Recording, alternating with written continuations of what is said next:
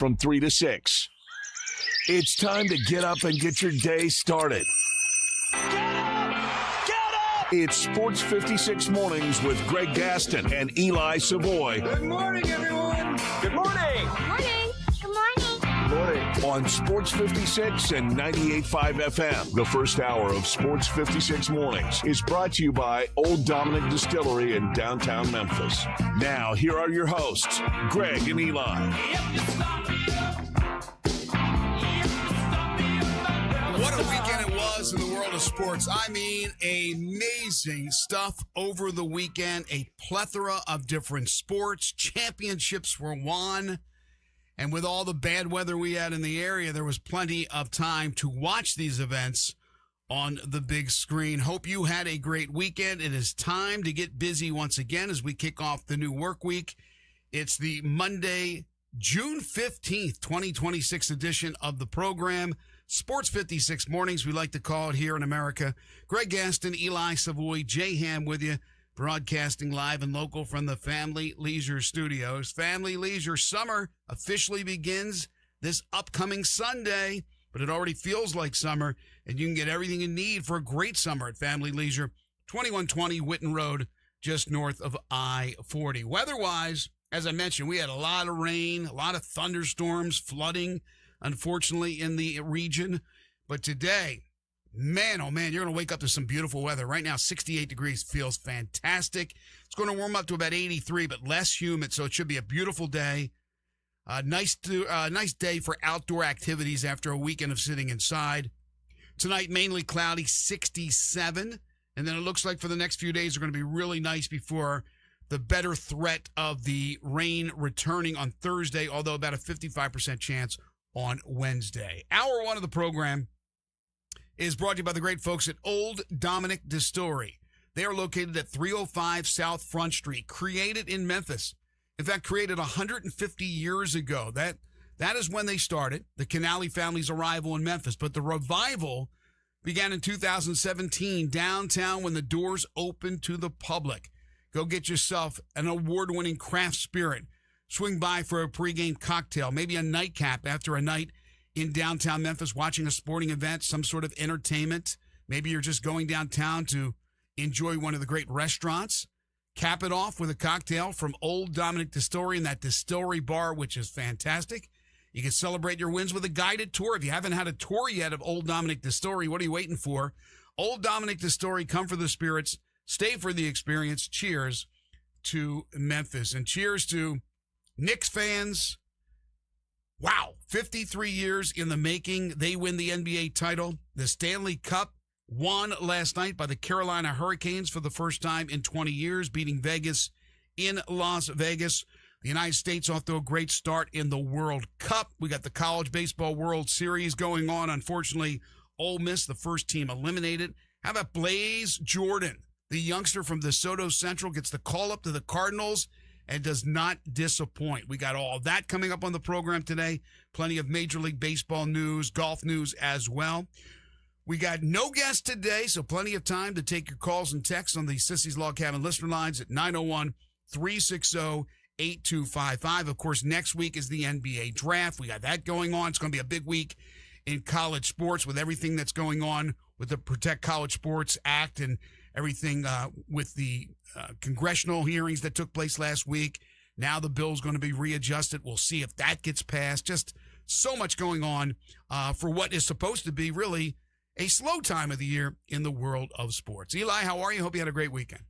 I am good. Yeah, it was a good weekend. No issues, no problems. So, but watched a lot of the College World Series action, which is good. Got to see I watched a little bit of the World Cup. Not a whole lot, but I watched a lot of it. I watched a little bit of that. I ended up watching a lot of the World Cup. Got to see some golf, play some golf, everything else. So it was a good weekend. Yeah, I didn't get to play golf. It was too wet where I live. You're lucky you got out there and were able to get some golf in on Friday. But, man, it rained like the dickens. And I watched, as I normally do when it's bad weather, a lot of different sports, from the Stanley Cup Finals to, of course, the NBA Finals, plenty of World Cup, College Baseball World Series. The only thing I didn't watch was the United Bowl, the UFL Championship. congratulations to Steve Macy and Louisville in their first year, knocking off DC United in DC 27-20. DC Defenders. As I said, the DC Defenders, I don't even know their nickname, 27-20. They were down 16-7 at the half, so congrats. If you don't know who Steve Macy is, he ran the show for the Showboats. And then obviously when the Showboats left town, he was without a job. He went to Louisville, and congrats. He'll have a ring. Yeah, it's great. Great for him. Great for them. Started the year 0-3 and end up winning the title. So congratulations to them and to him. Perseverance. Jay Ham, I know that on Friday, Eli asked us whether or not the NBA Finals and the Stanley Cup Finals would continue into this week. I said both would. I was wrong. You said it would be a split, so you were half right. How are you?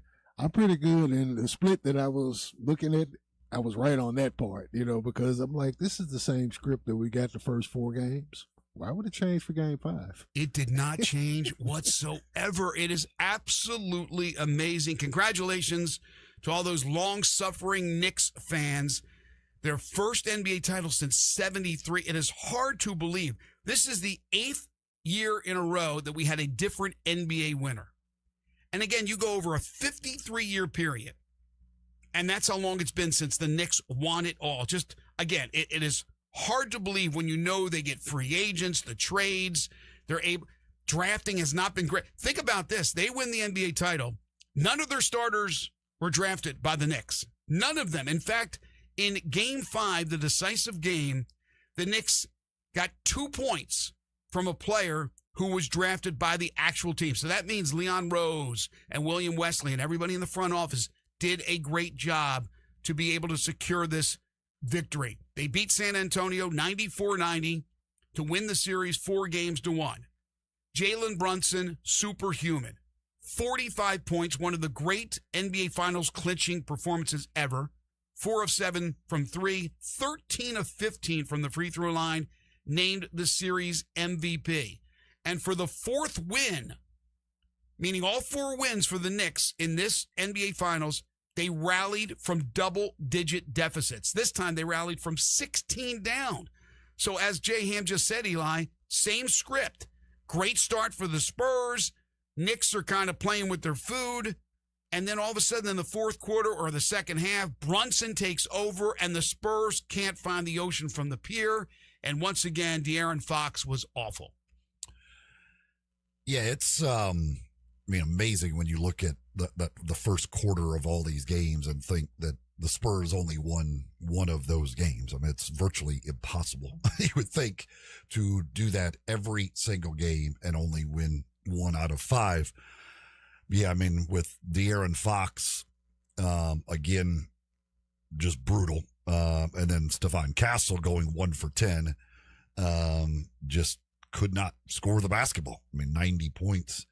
When you get 25 off the bench from Dylan Harper, you just you can't afford to have those 2 guys in your starting lineup combined to go 4 for 25 from the field, while Jalen and the idea that you just could not stop Jalen Brunson. I mean, they get the Knicks. We get 2 points from Carl. You would think if you get 2 points from Karl Anthony Towns and their bench gives them nothing, that you would beat the Knicks. But no, Jalen Brunson's just unstoppable, just absolutely unstoppable. They did not have the answer.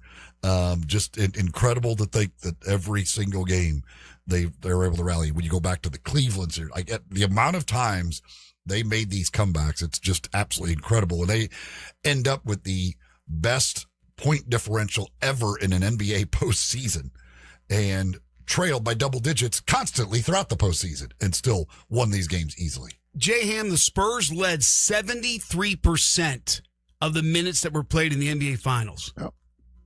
Crazy. 73% and lose.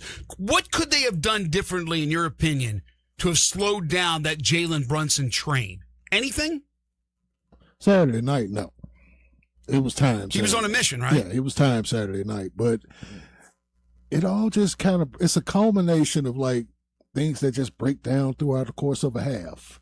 And again, where they talked about the experience not mattering going through the playoff, it came up to a time where it mattered, where you're looking, we talked about skipping steps in Oklahoma City and the whole deal.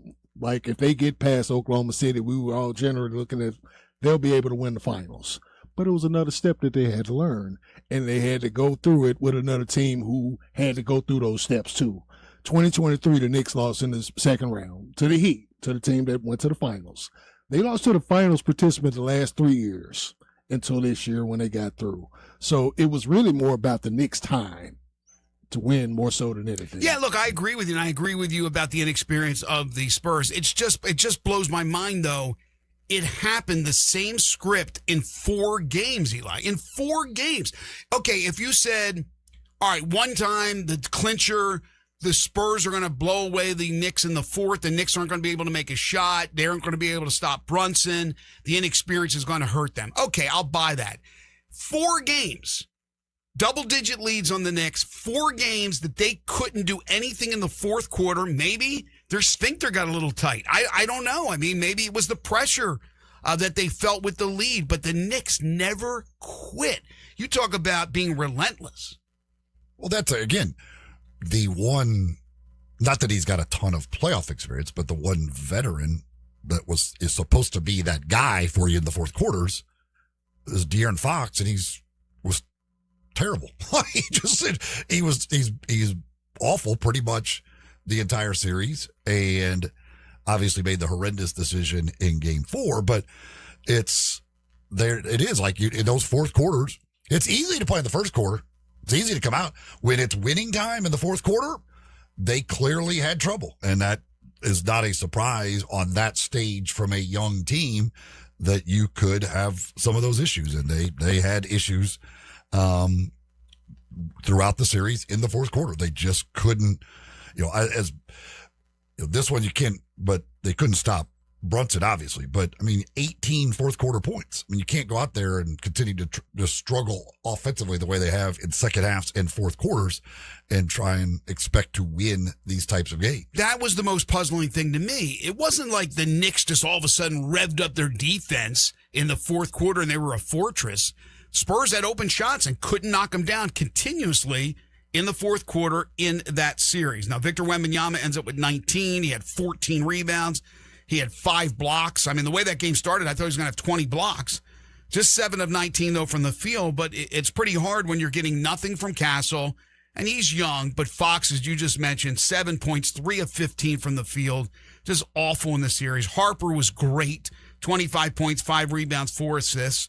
And look, the future is bright for the Spurs, no question about it. But the Knicks, and you talk, Jay Ham, about the experience, the lack of with the Spurs, the Knicks, the experience. You got OG Anunoby, who's won an NBA title, but you also got Bridges, Hart, and Brunson, who all are college basketball national champions, with Brunson and Bridges having won 2 and Hart winning 1, all at Villanova. So they have that winning pedigree. And I love to say this about Mikal Bridges because it doesn't get said enough. He's like the ultimate professional. This dude has never missed a game. Right. In his NBA career. Right. And even when me and Eli was, highlighting his struggles in the first series with Atlanta. Just couldn't find anything, but he stayed professional, stayed the course, stayed in it, didn't get down on himself too heavy, and it worked out. He came out, he played a lot better, and it's just, it was their time. They 3 years ago, they were on the doorstep. They were on the doorstep again when Boston won it. Indiana broke their heart last year. It was just their time, man. Okay, so I don't know if Eli got a bet in on vehicles going up in flames, but you would have won your bet if you were able to get a bet in. I don't want to make light of this because it was certainly some serious stuff that was going on.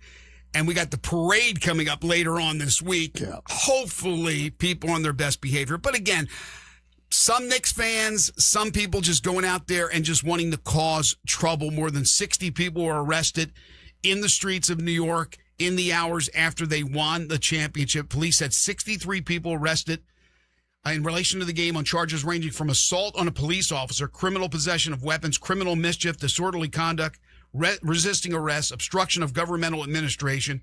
10 members of the NYPD were injured, including one member who was punched in the face, and another was struck with a glass bottle. Let's see.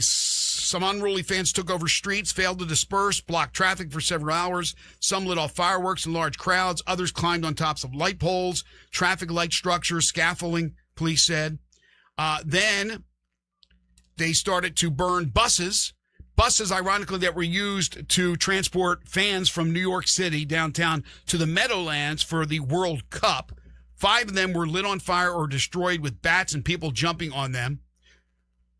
Other people shattered windshields of 5 NYPD cars, hit the vehicles with bats, as I said. Multiple other personal vehicles were also destroyed in the Bedlam. There was somebody who I think received a knife wound. There were assaults that were taking place. Again, this is just absolute idiots doing what they do to disrupt stuff in a night that should be just totally jubilation. Ends up being people getting hurt, the police being attacked, and then things being destroyed. Yeah, it's unfortunately very predictable.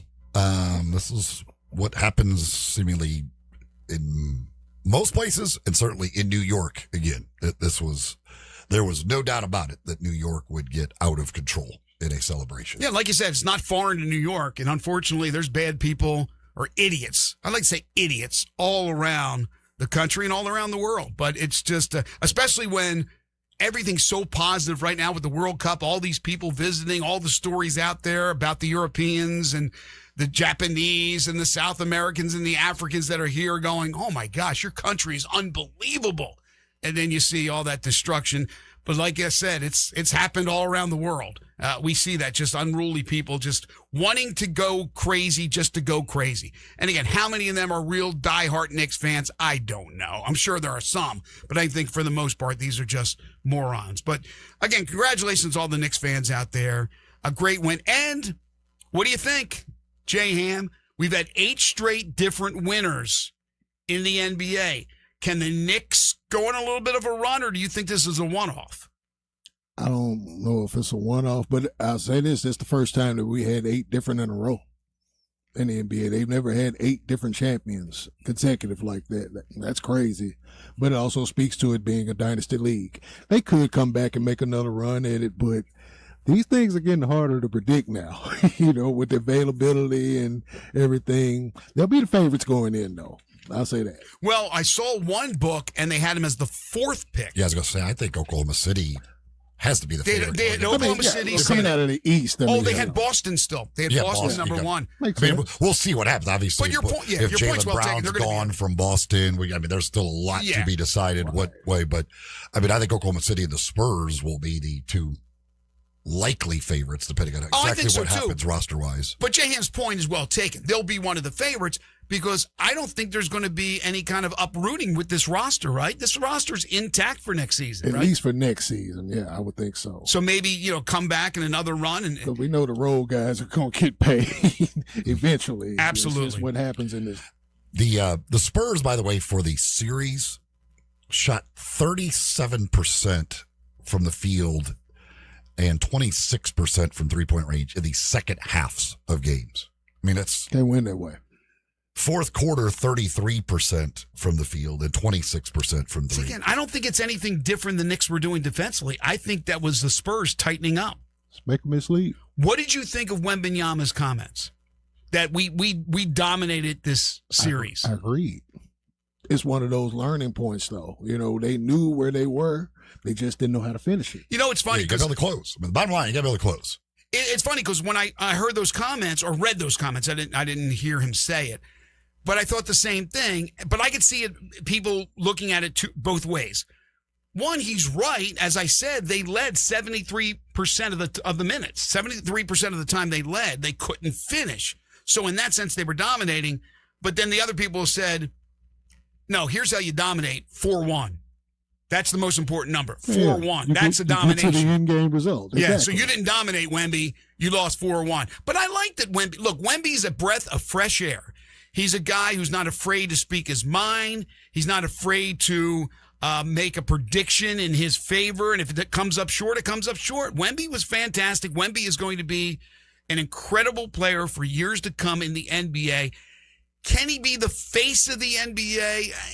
maybe, but I'm still one that I think it's very important to have an American face.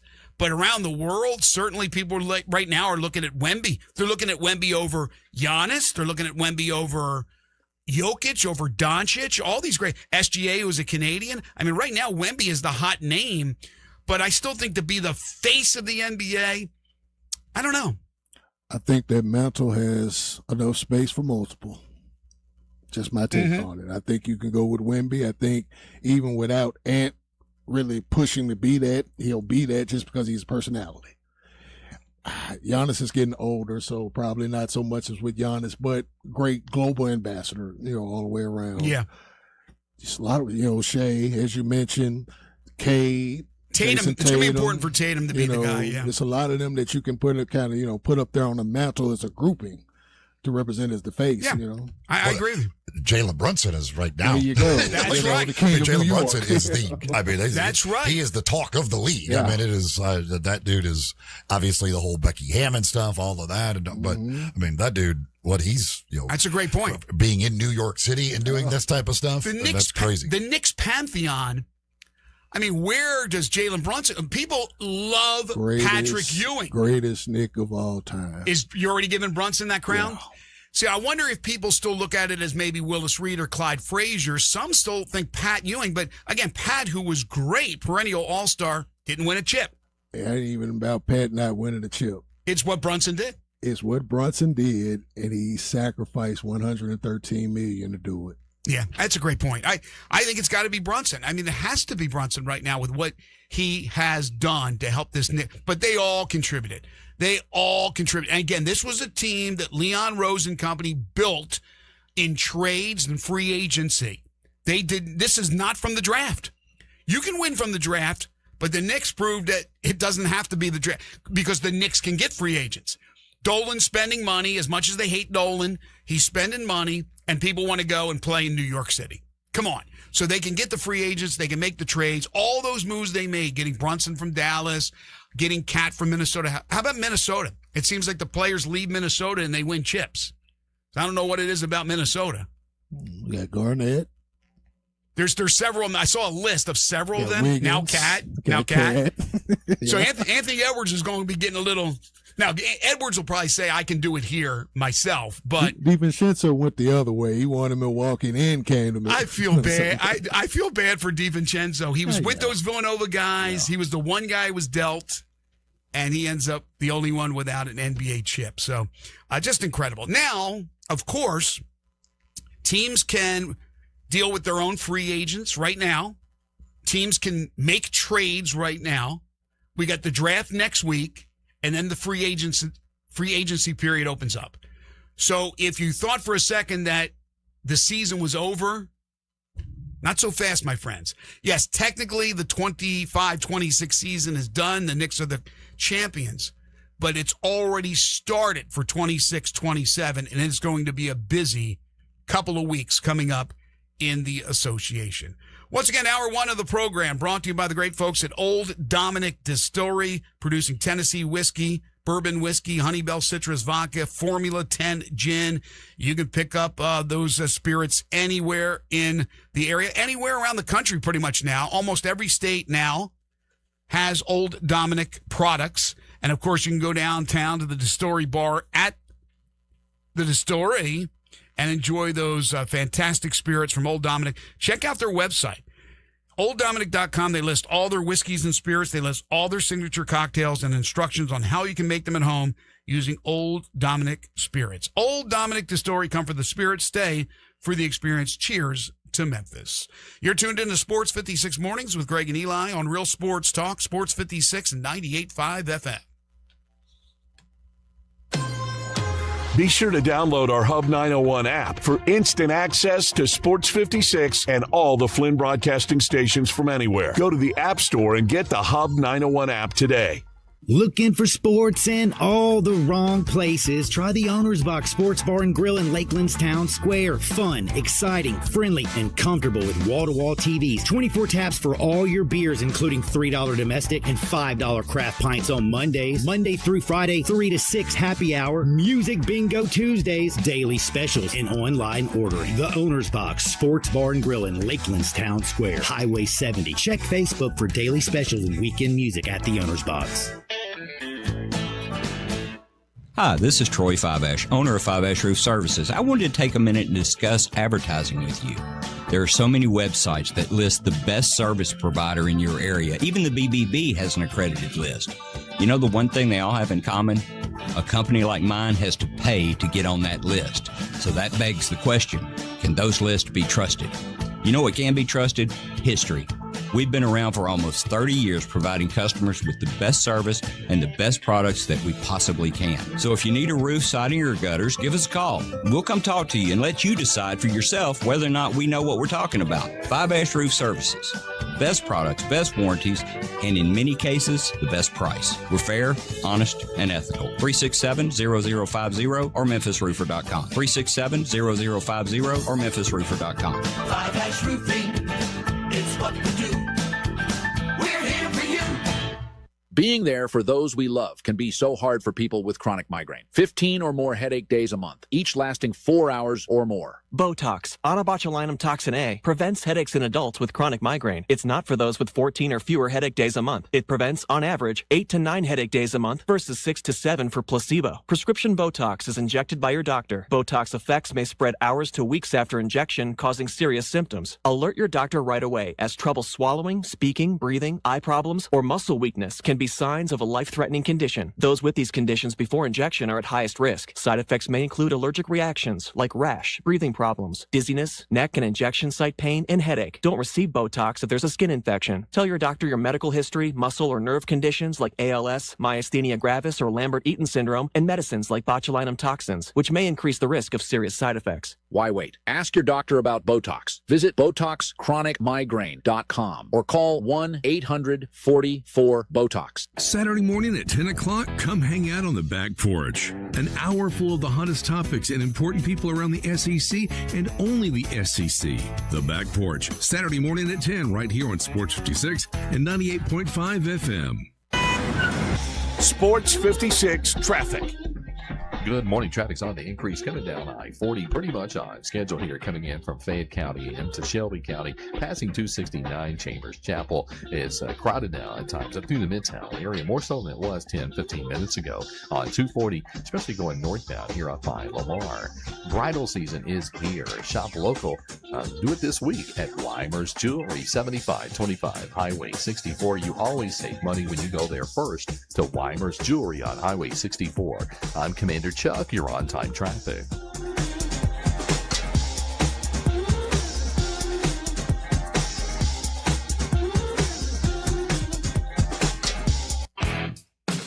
Now back to Sports 56 mornings on Sports 56 and 98.5 FM. This hour is brought to you by Old Dominick Distillery in downtown Memphis. Here once again are Greg Gaston and Eli Savoy.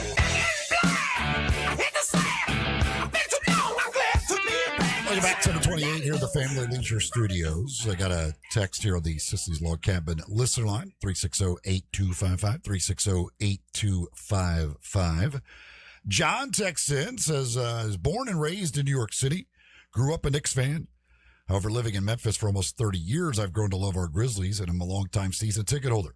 While I look forward to a future parade on Beale Street, I am excited for my friends and family in the Big Apple and thankful to see my childhood team win a championship for the first time since I was 2 years old.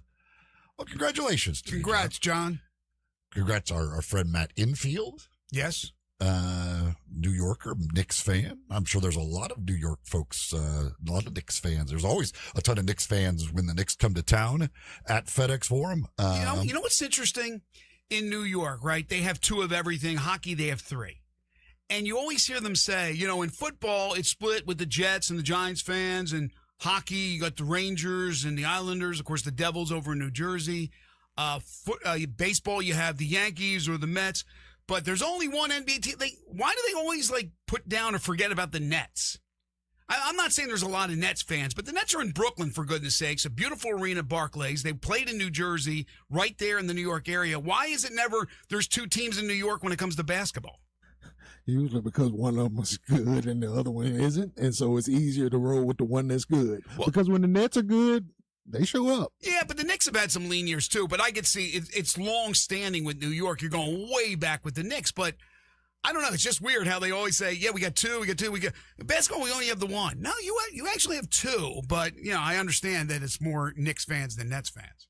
Yeah, I think they look at it as the New Jersey Nets. It's because I don't think they like to claim the Nets, even though they've moved into Brooklyn. Probably, but both their football teams play in New Jersey, for goodness sakes. Yeah, but the name is New York. Yes. For the Nets forever, it was the New Jersey Nets. But the original one was the New York Nets. The New York Nets. And they played in the ABA with Dr. J. Right. But I can understand where they push away from that, though. Yeah, I don't know. It's just, it's a little bit strange to me. John said he was 2 years old, so when they were but I can now say I've lived long enough to see the Knicks win a championship. I had missed out until now. Well, I remember it vividly. I was 12 years old because I liked the Knicks players. I didn't have a team. I really never had an NBA team. Even Philadelphia. I watched the Sixers. I used to watch it on WPHL TV. And Mad Dog Carter and Billy Cunningham and all those guys. But the Knicks were on WWOR. I could watch them as well. And they were just a fun team to watch. Red Holtzman as the head coach. But yeah, now now you could say that you're alive for a Knicks championship. Hopefully for Knicks fans, it won't be another 53 years before they win it again. So here are the odds. I'm completely fine if it's another 53 years. I don't care. This is according to DraftKings Sportsbook. The Spurs are actually the favorite at plus 250. The Thunder at plus 260. They're not writing off the Thunder by any stretch of the imagination being the second pick, but I'm just saying, not so fast, my friends. The Thunder, they got beat by the Spurs. Congratulations. But I don't think they're done by any stretch of the imagination. Then you drop down to the Celtics at plus 550. So that's a big drop from the Spurs and the Thunder. The Knicks are plus 650. And then you go into teams with long odds. So really, those four, according to DraftKings Sportsbook, are heavy favorites. Then you drop down to the Pacers. I guess they think Halliburton's return will mean another run at the championship like it was a season ago. 28-1. Nuggets 28-1. And then you go right down the list to just some high odds. Let me see. Where are the Grizzlies? Grizzlies are near the bottom. Grizzlies are third from the bottom at 500-1. Of course, everybody expects it to be a couple of years of rebuilding. The Nets are, in fact, 250-1. So the Grizzlies are double them as far as a long shot. The Bulls are 700-1, and the Sacramento Kings are 1,000-1. Raider Corey texts in, says, Knicks winning a championship gives me hope that my Raiders will get another one soon. I don't know about soon, but I think the Raiders are on the right track. Hey, man, we just saw it happen with New York. We know how Dolan can be loony sometimes. So. But it's all about the development of Mendoza when it comes to the Raiders. But yeah. All right. So we're going to have a lot of guests this week to talk about the NBA draft. Next Tuesday, 1 week from tomorrow, is round one. They've now made it 2 days. So round two will be on Wednesday. Certainly a lot of speculation and rumors out there. Probably today, we're so busy with other things, we're not going to talk. I'm getting tired of talking about the rumors. I really am. But I don't think there's any question that the Grizzlies will be one of the most active teams. But I do believe, because I have said it since day one, what some other people are saying, that it's not a surefire thing that Boozer's sitting there at 3.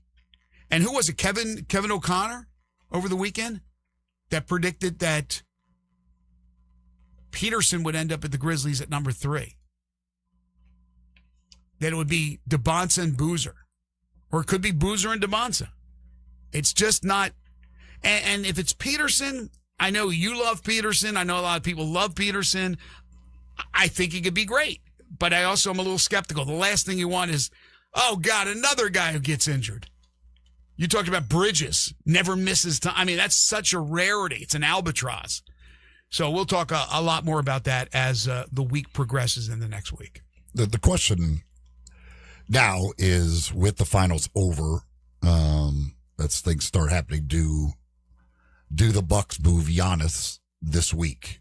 And because once that domino falls, then that could open the gates for the Ja trade and other things. So, like, it's just, they're saying that the Bulls are probably going to announce their new coach today. Like, you got these coaching openings. Like, now that the finals are done, teams kind of they'll start doing some of this stuff. But how quickly do trades start happening, especially the Giannis trade, which is the biggest domino as far as the trades are concerned, which, again, leads down the road theoretically to where Ja might end up. What do you think?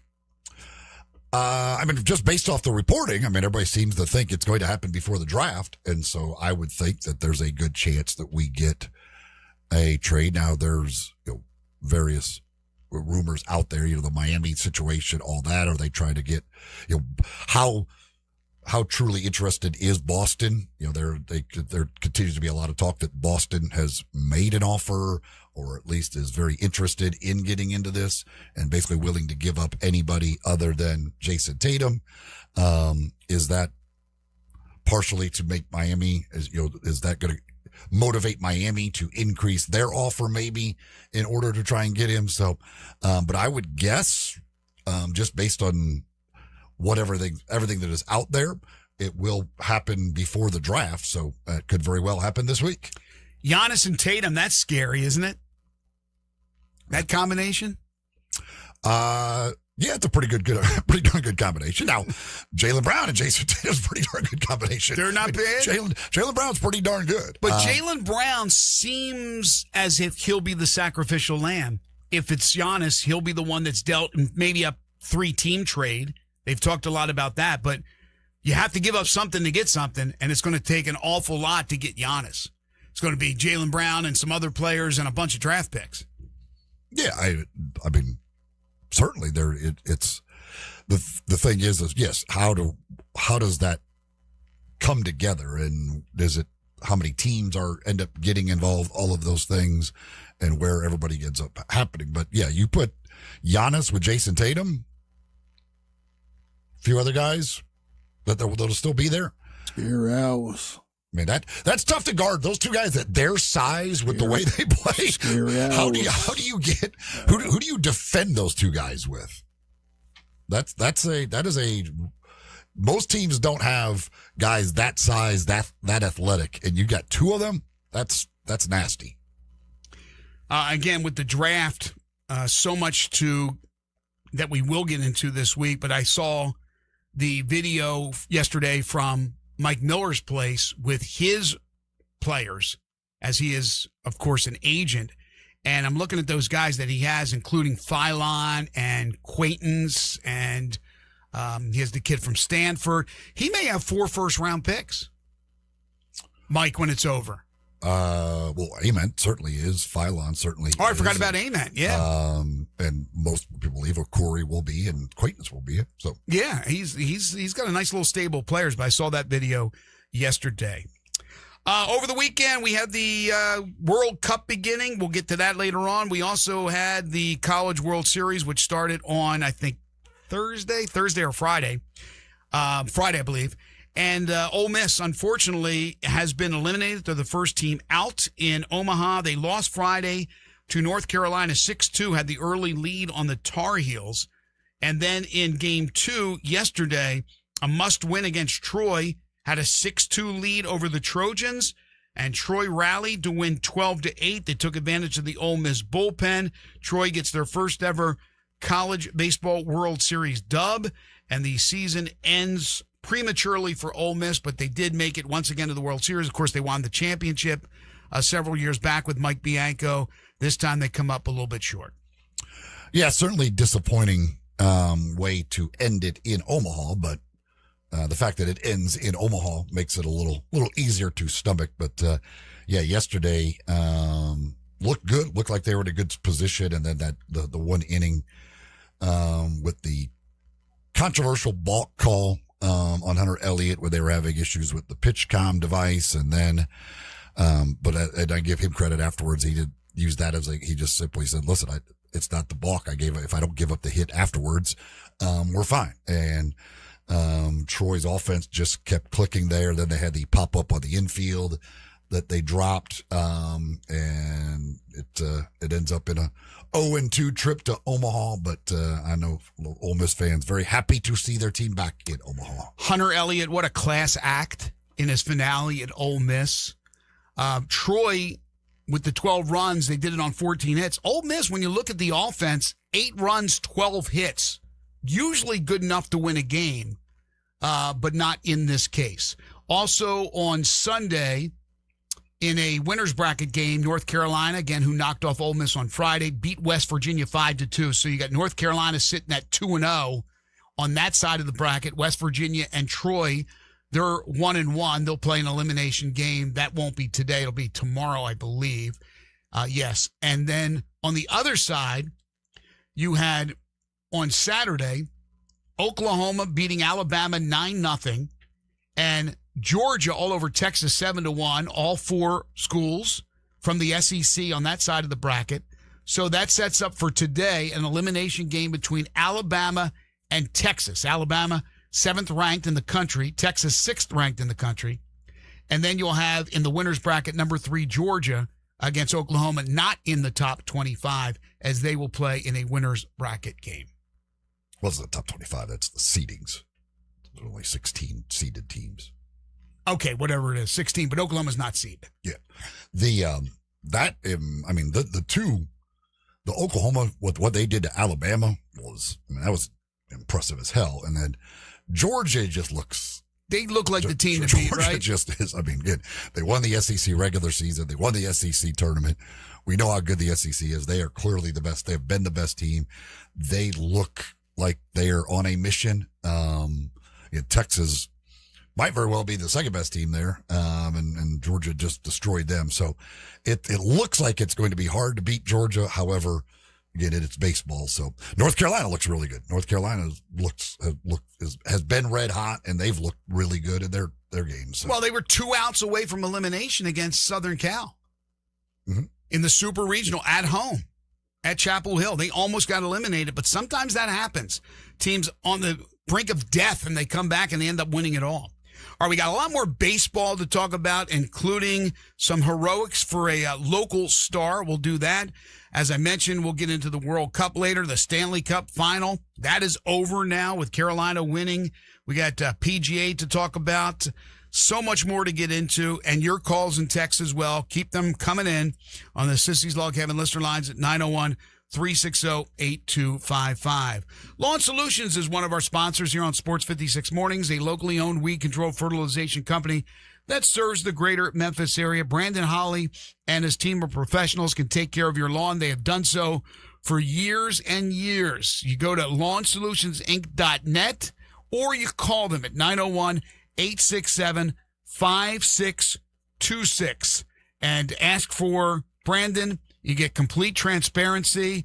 He'll steer you in the right direction, but you go with Lawn Solutions. They're going to take care of that lawn all year long. They'll control the germination of weeds during the winter months. Even when the grass is dormant, they're applying what they call pre-emergence. So when spring is sprung, you don't see any weeds. But if you have the weeds right now and you want them killed, they could do that as well. They could take care of your lawn at any time. But when you get their service, it's all year long. They could take care of any diseases your lawn has, any insect infestation, dandelions and crabgrass, moles and grub worms, things that either ruin your lawn or make your lawn look very unpleasant. Call Lawn Solutions today, 901-867-5626, or go online to lawnsolutionsinc.net.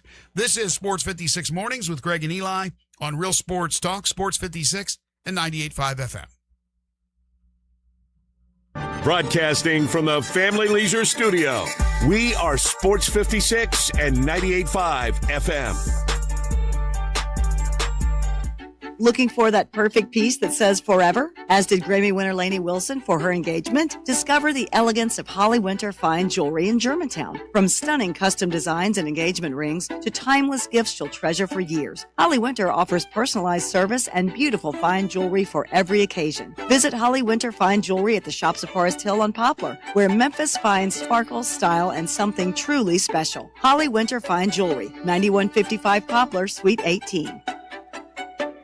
Since 1948, in the alley, the Rendezvous. I'm with John Burgos. John, what's going on in the Rendezvous? Brett, after 76 years, we've decided to expand our product line. Anyone who's tasted our ribs is familiar with our vinegar base. It's now available in a 32-ounce jar. It's so good to base or marinate all meats. I even put a little bit on turnip greens. Something we've been using at the restaurant or at our house has been the Greek seasoning. My father was a cook, but my mother was a chef, and she was the one that put Greek seasoning on everything from a Mediterranean diet or a steak. My mom used it on soup, salad, veggies, fish, any meats. It's a great seasoning and a flavor enhancer. My brother Nick figured out salt and pepper was more than just McCormick's and Morton's. He's come up with a perfect blend we use to coat our shoulders and our brisket, and he used to make it for his friends as Christmas gifts, and they loved it. All these products are available at the Rendezvous or online for shipping as gifts and in many grocery stores. And if they're not in your favorite grocery store, ask your grocer to stock it. A beloved family affair and still going strong since 1948, the Rendezvous. From the FIFA World Cup to competitive business environments, grand ambitions lead to game-changing achievements. At Bank of America, we're there to support businesses at every step, providing insights and expertise to help you gain an edge. He shoots, he scores. What would you like the power to do? Explore winning business solutions at BofA.com/gamechangers. Bank of America, official bank of the FIFA World Cup 2026. Rick's Powder Coating, for a beautiful finish every time. Rick's Powder Coating specializes in automotive, ornamental, residential, and industrial coating. With 2 conveyor lines and the largest batch ovens in the Mid-South, Rick's can accommodate all of your powder coating needs. Locally owned and operated since 2002, Rick's Powder Coating will customize a beautiful finish just for you. Drop by or call to see how Rick's Powder Coating can bring color to your life. 901-367-2771 or rickspowdercoating.com.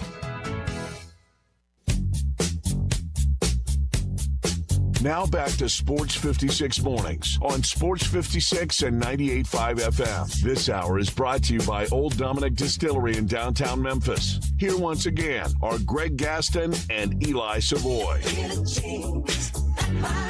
So Shams reporting, and this has been a little bit out there, that A.J. Debonsa has visited with both the Wizards and the Jazz, while Darren Peterson has only visited the Wizards and does not plan to grant anyone else a meeting. This guy's rubbing me the wrong way. I'm telling you. There's something bothers me about this guy. Now, if he comes in and scores 30 a game and leads your team to a championship, yeah, all bets are off. But, man, he's rubbing me the wrong way. I just got a weird feeling they're going to end up with him. The Grizzlies I'm talking about. But he thinks he's going 1. Debonsa thinks he's going 1. Debonsa's not going below 2. We know that for sure. If Washington ends up taking Peterson or Boozer and not Debonsa, Debonsa ain't getting past Utah at 2. So there's still plenty of possibilities. Even though you think, well, it's the top 3 guys, you got the 3rd pick, it's pretty much set, right? No, not necessarily. It's not necessarily set. I still think it's about a 70-75% chance it'll be Boozer. Other people probably think a higher percentage, but I think it's still a chance. But yeah, I mean there had been talk that Peterson probably was not going to visit Utah, but this looks as though this again, if Shams has this, I'm sure that's very accurate. I'm sure it's accurate. Definitely not visiting them. Do we know? Well, we don't know anything with the Grizzlies. They're as tight-lipped as any organization out there. But have any of the big 4? We know those 2 haven't. Have the other 2 visited? Has Boozer visited Memphis? Has Wilson visited Memphis? I do not know for sure. We got probably Mike Miller's guys and like some dudes in the 2nd round. I don't know what it is. All right, back to baseball. Blaze Jordan, DeSoto Central High School, friend of the show, playing with the AAA Redbirds who are kicking tail, gets the call up to the Cardinals, gets the call up to the show, and what does he do? First game Friday, 2 hits in his debut. Got a hit in his first at bat, got a run batted in. 2 hits in his debut, went 2 for 4. And then on Saturday, in his second game, home run and a triple. He is one of 2 players since 1920. Do the math. 106 years to record 4 hits. That includes a home run, a triple, 4 runs batted in at least in the first 2 games of his career. The other being Manny Machado, who right now can't buy a hit.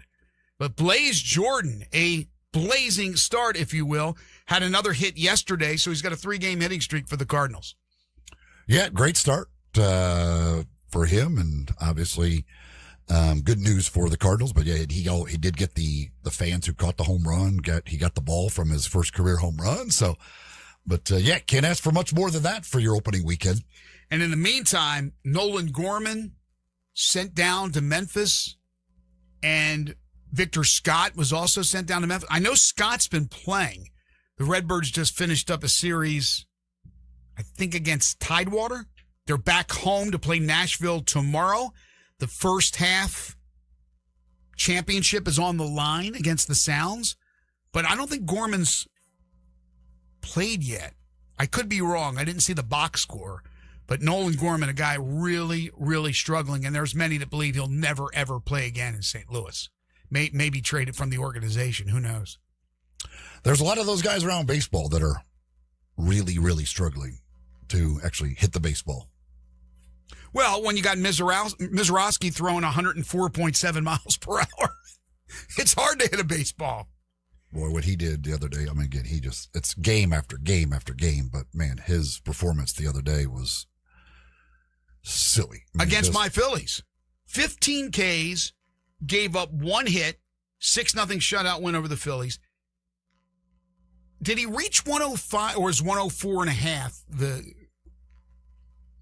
104.5 in the first inning. The last pitch of the game was 103. Jeez. His 95th pitch to end the game. And his arm didn't fall off. Was 103. This just in. It's, I mean, to strike out 15 guys and only throw 95 pitches in a complete game. It's a masterpiece. It's, you know, they call the complete game under 100 pitches the Maddox. To have a 15 strikeout Maddox is pretty hard to do. I mean, you just look at that, how many pitches it takes just for the strikeouts alone. That is, he was dealing. And the 104.5 is the fastest pitch ever thrown by a starting pitcher. Is that correct? Who's got the fastest pitch ever? Had to be a reliever. I'm not sure Chapman, if it's Chapman or if it's, I know Jordan Hicks is one of the guys up there that has but like of the top, I don't know what it is now, probably like the top 100 fastest pitches of all time. Like Jacob Mizorowski has like 90 of them. It's insane. I mean, every game it's over 50 pitches. Like he's over 100 basically all the time. What's the hardest pitch I wonder Randy Johnson ever threw? I have no idea. I mean, guys like Nolan Ryan and Bob Gibson, man, they were throwing gas, but back in their day, but they weren't throwing 104.5 miles per hour. It's incredible. Speaking of great pitching performances, Yoshinobu Yamamoto lost a no-hit bid in the 9th on a leadoff home run. That's the second time already he has lost a no-hitter in the 9th on a home run. But the Dodgers won 7-1, and he was brilliant. Yeah, again, that's, as you said, it's for some of these guys who are struggling hitting the baseball. There's a reason. I mean, there's some pretty darn good pitchers out there in Major League Baseball. And there's a reason that the Manny Machados and some of these other guys are hitting under 200. Yamamoto, obviously, what he did in the postseason last year, and he has not missed a beat so far this year. Although, again, when you've got Mizorowski and you've got Sanchez and all these other guys, you kind of get overshadowed a bit. Sure. And Shohei returned for the Dodgers and hit a home run. And speaking of pitchers, he is a great pitcher in his own right. Tarik Skubal returned. Lost to Cleveland 3-1. Threw 80 pitches, was on a pitch count, 4 2/3 innings. Obviously, it's going to take a little bit for him, but not horrible, losing 3-1. No, not terrible at all. And I'm sure he will be, once he gets a few games under his belt, he will be back to normal Tarik Skubal form and then we'll see if he ends up getting traded or what they end up doing with him once he gets to that form. One other Major League Baseball note, the Colorado Rockies set a club record as they smashed the Oakland Athletics in Las Vegas 23-9. Our friend, Hunter Goodman, career high 5 hits, went 5 for 6, including 2 home runs, 4 runs batted in, 3 runs scored. He's now up to 20 home runs. And I was looking because we're getting closer now. We're, a month away from the All-Star game, basically, somewhere in that neighborhood. Mm-hmm. And so I started to look up the predictions by the baseball people that know this stuff. And once again, they predict the people I looked at. I only looked at a couple of them. Hunter Goodman as a reserve, which would be 2 years in a row. Goodman's batting average, it's so weird. He is streaky as streaky gets. He had a nice little streak. Then he went completely ice cold where he basically struck out like 9. He was 0 for 13 with 9 strikeouts. Then he comes back and has a game like that yesterday. And his average is teetering around 245, 250, which is a little bit lower than last year, but it's not bad when we just talked about all the guys struggling hitting. And then he's hitting with the power that he's hitting. Yeah, the month of June, he has been incredible. He's got 7 home runs for the month. He's got an OPS of over 1,200 in the month of June so far. And that's including that stretch where he went 0 for 13. He's hitting 298 for the month. He has gotten red hot in that ballpark there in Vegas. The ball likes to fly out of there. They're done with their little stretch there now. But I think they're going to do it again next year. I think they're going to play 6 games there again next year. But the ball flies out of that ballpark, that's for sure. Bet the overs. Maybe you can find odds already for next year. So when is the new stadium going to be completed by? I think it's the 28 season. Oh, it will be. Okay. I think. I'm not positive on that. I think the 28 season is when they're supposed to be ready to go as far as that is concerned. But how cool is it to have Blaze Jordan from DeSoto Central? You have Hunter Goodman from Arlington. You have Rooker, friend of the show, Brent Rooker from ECS, correct? Mm-hmm. Austin Riley, also I think DeSoto Central with the Braves. This area produces great baseball players. I mean, other sports as well, but tremendous baseball players. And the Redbirds, like I said, they're back home tomorrow. And they got their little thing going on with the council, the city council. Hopefully they can get that straightened out. But the team is playing really well under friend of the show, Ben Johnson, and have a chance to win the first half in the International League. So a big series coming up against the Nashville Sounds. I know one thing with that,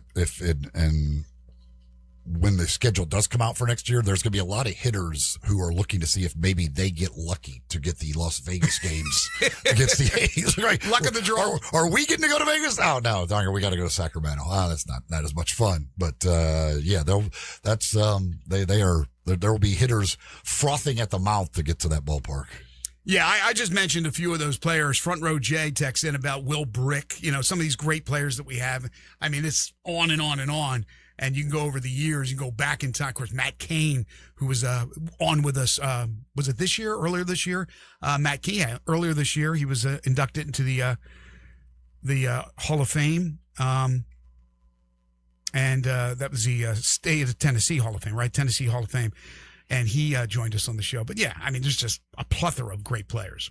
Town Village Audubon Park is senior living in today's world, offering more options to fit your needs more than ever before. They're dedicated to the long-term satisfaction and the quality of life for their residents.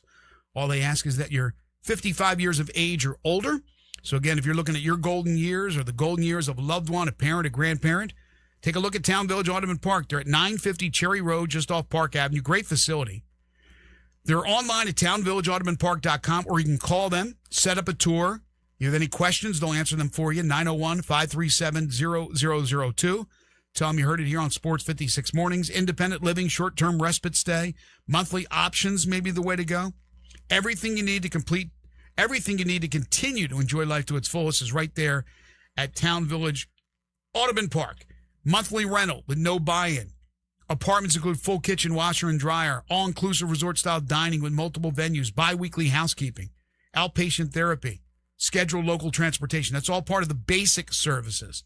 Then they have the community amenities, a community social area that has a fitness center, a home theater, an indoor pool, whirlpool, Village Nook convenience store, beauty salon, library, and computer center, and much, much more. 5 landscape courtyards, recreational, religious, social, and wellness activities, dog park, gated parking. It's all right there at 950 Cherry Road, right there on the corner of Park Avenue, Town Village Audubon Park. Senior living in today's world. Call them at 901-537-0002 or online at townvillageaudubonpark.com. Hour 2 on the way. This is Sports 56 Mornings with Greg and Eli on Real Sports Talk, Sports 56 and 98.5 FM.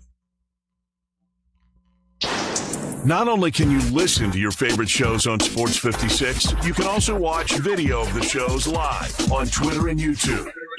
Watch and listen every day at Sports 56 WHBQ.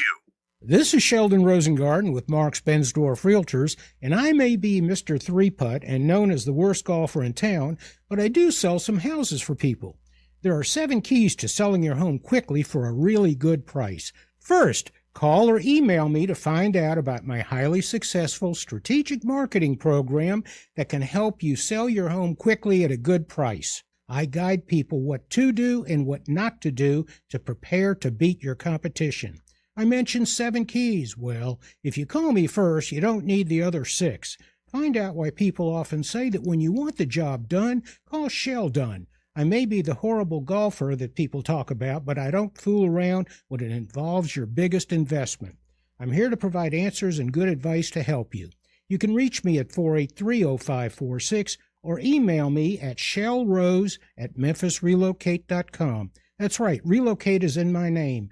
That's shellrose@memphisrelocate.com or 483-0546. Take your basketball skills to the next level at Shoot 360 Memphis. Shoot 360 is a revolutionary basketball training facility that combines cutting-edge technology with gamification and provides instant objective feedback with hands-on one-on-one expert coaching. And now introducing Shoot 360 Cordova, a newly renovated 50,000 square foot facility with 2 NBA regulation size courts, 3 high school size courts, and 4 shooting bays with Shoot 360 technology. Memberships are now on a monthly basis. And yes, you can become a member at both locations. Whether you're an aspiring young talent, NBA player, or looking for a unique workout, all skill levels are welcome at Shoot 360 Memphis to learn proper shooting and passing techniques, improve fundamentals, and gain a competitive edge while having fun. Shoot 360 Memphis, now in Cordova and Collierville. Call them today at 901-779-3176. That's 901-779-3176. The future of basketball training is here. Shoot 360 Memphis. Hi, I'm Ryan Saharovich, a proud partner with NST Injury Attorneys. For over 35 years, we've been fighting for Memphis families after serious accidents when insurance companies are trying to pay as little as possible. If you've been injured, the call is free, and you don't pay unless we win. NST is the way to go. Call 683-70. They've got the fight. NST is the way to go. Call 683-7000 or visit nstlaw.com. Why so down, little buddy? Little buddy? I'm just trying it out. New. Fine. Why so down? Somebody invited me to a barbecue. Ooh, I'm guessing they're not from here. They were not. It takes time for people from other parts of the country to understand that barbecue is a food, not an event. Obviously, they meant a cookout. I imagine you let them know that. I did. I went on an extended rant about how if they want barbecue, they need to go to Central Barbecue because Central Barbecue has the best barbecue in the world. But they weren't planning on serving ribs at their barbecue? They were cooking burgers. Oh, those Philistines. This traffic brought to you by Old Dominick Distillery. Come for the spirits, stay for the experience. Cheers to Memphis. Learn more at olddominick.com. Sports 56 traffic. Boy, a little bit heavier than it was 15-20 minutes ago in the westbound lanes of I-40. Pretty much typical, really, here on 40 West coming past Germantown Parkway down to Sycamore View Road, inbound on Sam Cooper right, and you come off the interstate. That seems like that's got a little bit heavier. So has the traffic volume through Midtown. In the northbound lanes of 240, it's busy here up by Lamar. Hey, be sure to check out the pets that are available for adoption right now at the Memphis Humane Society. Check out memphishumane.org for more information. I'm Commander Chuck. You're on time traffic.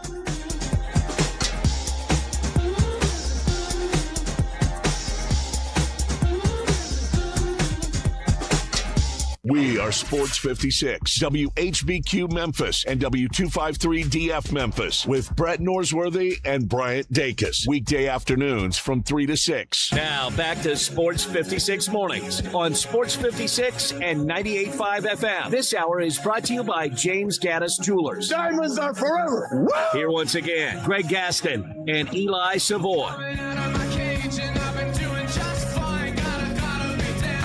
We're here, baby. 8:04 the time. Hour 2 of the program. Fun first hour. We were talking about the weekend and how great it was. Just kind of one of those weekends where you don't expect too much from the sports world. All of a sudden, it gives you everything. If you like a smorgasbord, we had that with all different sporting events, championships that were won.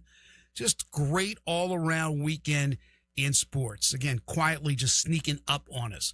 Greg Gaston, Eli Savoy, Jay Ham with you, broadcasting live and local from the Family Leisure Studios. Family Leisure, where family and fun come together. They're located at 2120 Whitten Road, just north of I-40. It is 8:04. It's the Monday, June 15th, 2026 edition of the program. So we're halfway through the month of June.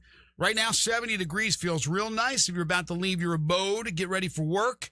Really nice out there. It's going to warm up to 83, but less humid, so it'll feel good today.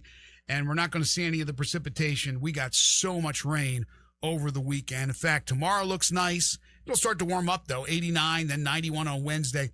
About a 50% chance of rain on Wednesday. Thursday, again, thunderstorms back in the forecast. Hour 2 of the program brought to you by James Gaddis Jewelers. Have you visited James lately?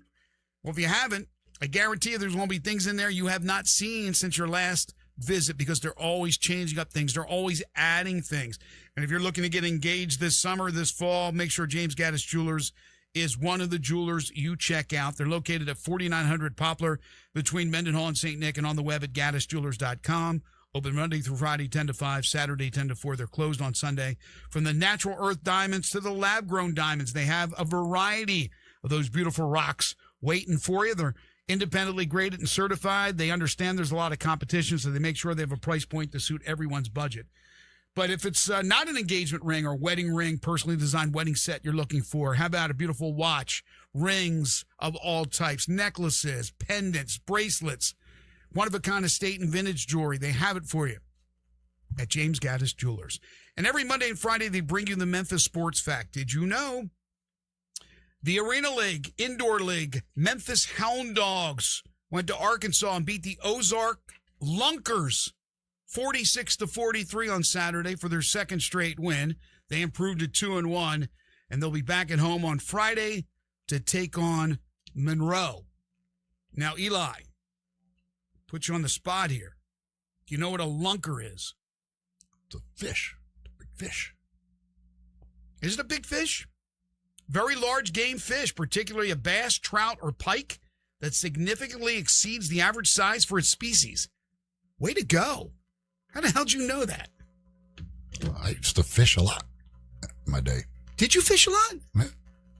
The lakes I've caught some lunkers. Illinois? You caught some lunkers? Not lakes, but creeks and rivers. Yeah? That was the main. So what was the main fish that you got more than, was it a lunker? Did you catch a lunker more than any other fish? Well, again, it's not a certain type of fish. A lunker is just a big fish, and you catch it's a big fish. Oh, it's just it's not you a just species. read the definition. Well, I didn't comprehend You literally just read it. I was just looking to bust your chops. And it literally said bass, catfish. We'll charge it to it being I 8 didn't in the morning. comprehend it. I Greg. was just reading the damn thing. I had to look it up right there. I looked it up. I pulled it up there because I go, he's going to ask me what a lunker is. I'll be caught off guard, so I'm going to have the definition ready. But I didn't comprehend the damn definition. All right, so it's a big fish. So I guess a shark would fall into the category of the lunker? Well, again, I know. If you would have read the definition. I know. Oh, you did. That's right. You would say that it greatly exceeds the average size of that said fish. When you catch a big catfish, for instance, or a big bass that's large for that's Okay, that's a for lunker. that individual species. I got you. Maybe you should read the definition again. I don't want to. I don't want to. Anyway, congratulations. The Hound Dogs are back at home on Friday. James Gaddis Jewelers, again, brings you the Memphis Sports Fact every Monday and Friday. All right. World Cup.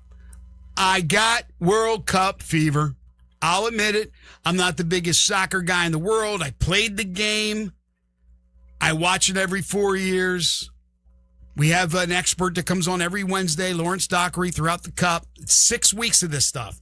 But I'm telling you, I watched 4 or 5 matches, and I really got into it. I'm into it for several reasons. One is because the competition's been good, even though some think that the competition's watered down because they have 48 teams now instead of 32. But the scoring seems to be up. I watched a couple of games. Germans scored 7 in a game. The stadiums are packed. They look great. And then all the international people that are here in the United States, all the great things they're saying about our country. It's funny, though. Like, most of the great stuff is about Buc-ee's and Waffle House. But we'll take it. We'll take it. But then they talk about the stadiums, and you see the stadiums, and they're just these elaborate stadiums that are packed. Just everything about them coming here and saying good things, because we have people here in our own country that, for whatever reason, say bad things about our country. And it pisses me off. Yeah, but they all like Buc-ee's, too. Huh? But they all like Buc-ee's. Everybody likes Buc-ee's. But especially, we're coming up to July 4th, our 250th birthday. Be patriotic, for goodness sakes. No, you don't have to wave a flag if you don't want to, but come on. Be proud of where you are. And these people come over and go, man, you're lucky to be here. And we are lucky. We are lucky to be here. But anyway, I've definitely all in on the World Cup.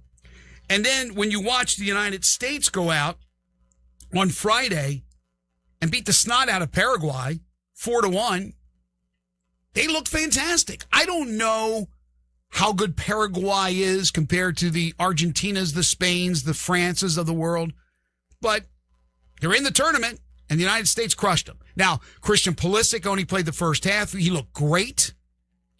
And hopefully, whatever it was, he'll be back and ready to go. They will play Australia on Friday. And the Aussies pulled off a big upset. They beat Turkey 2-0. Turkey, by the way, big bird that people like to eat in this country at Thanksgiving. Mm-hmm. Just so you know. But that should be a great match on Friday. But did you watch the United States crush Paraguay? Yeah, I watched most of it, but I mean that first half was impressive. I mean, 3-0. That is a blowout. It's a blowout. That is a first half, and heck, they easily could have scored 2 or 3 other goals. I mean, that could have been a real nasty blowout. Yeah, there were a couple of times when they could have shot it, and they, for whatever reason, were just the extra pass or putting it on their better foot. You know, the foot they strike it better. I don't know, but 4-1, I'll take it any day of the week. J Ham, do you have World Cup fever? I don't have World Cup fever, but I have viewed a little bit of it, just kind of in spots at a time. I go from one game to the next, and just because I'm watching multiple things on the weekend, right. Greg, you know how I do. But I have it on, though, and usually as we get deeper into the competition, I'll get more invested into it, and we get around, medal time, championship time, and everything. I'm like, okay, let's rock. I ran into the problem yesterday because at the same time, the Ole Miss College World Series game against Troy was ending. The great story on the PGA Tour with Bud Cauley, he was wrapping things up, and he was playing the 18th, which is that tough hole where a lot of guys went to their watery grave with shots that were a little short on their approach. So I was worried about him being able to finish the deal. And then it was the soccer match. Which one was I watching, for goodness sakes? It may have been the Japan and Netherlands. I think it was. And they're all ending at the same damn time. And I don't have the 4 TV set up. I don't do the quad box. I'm one at a time, flipping. Luckily, they were all on regular television. I didn't have to flip it over to Hulu or something like that, Netflix. But I ended up, I think I watched the golf because I wanted to see Cauley, and I missed the last 2. The final ended up being the Japan scored the late goal and tied the Netherlands 2-2, and Ole Miss wasn't able to come back, as we talked about in hour 1. Ended up getting knocked out of the World Series, losing to Troy. But it was great. It was very exciting. But the United States off to a good start. Look, as John Varla said on Friday, he's a soccer aficionado. Lawrence Dockery. He's Dr. Soccer. Dr. DP Tour maybe, but you have I think a great chance, for, especially this year with 3 of the 4 advance out of each group. The United States should, without question, advance. This was even before they won that match 4-1. They should be able to get out of their group. And then he said they should win another match. Didn't he say that? Get out of the group and win a match. They were going to win one match, I think. Yeah. In the knockout.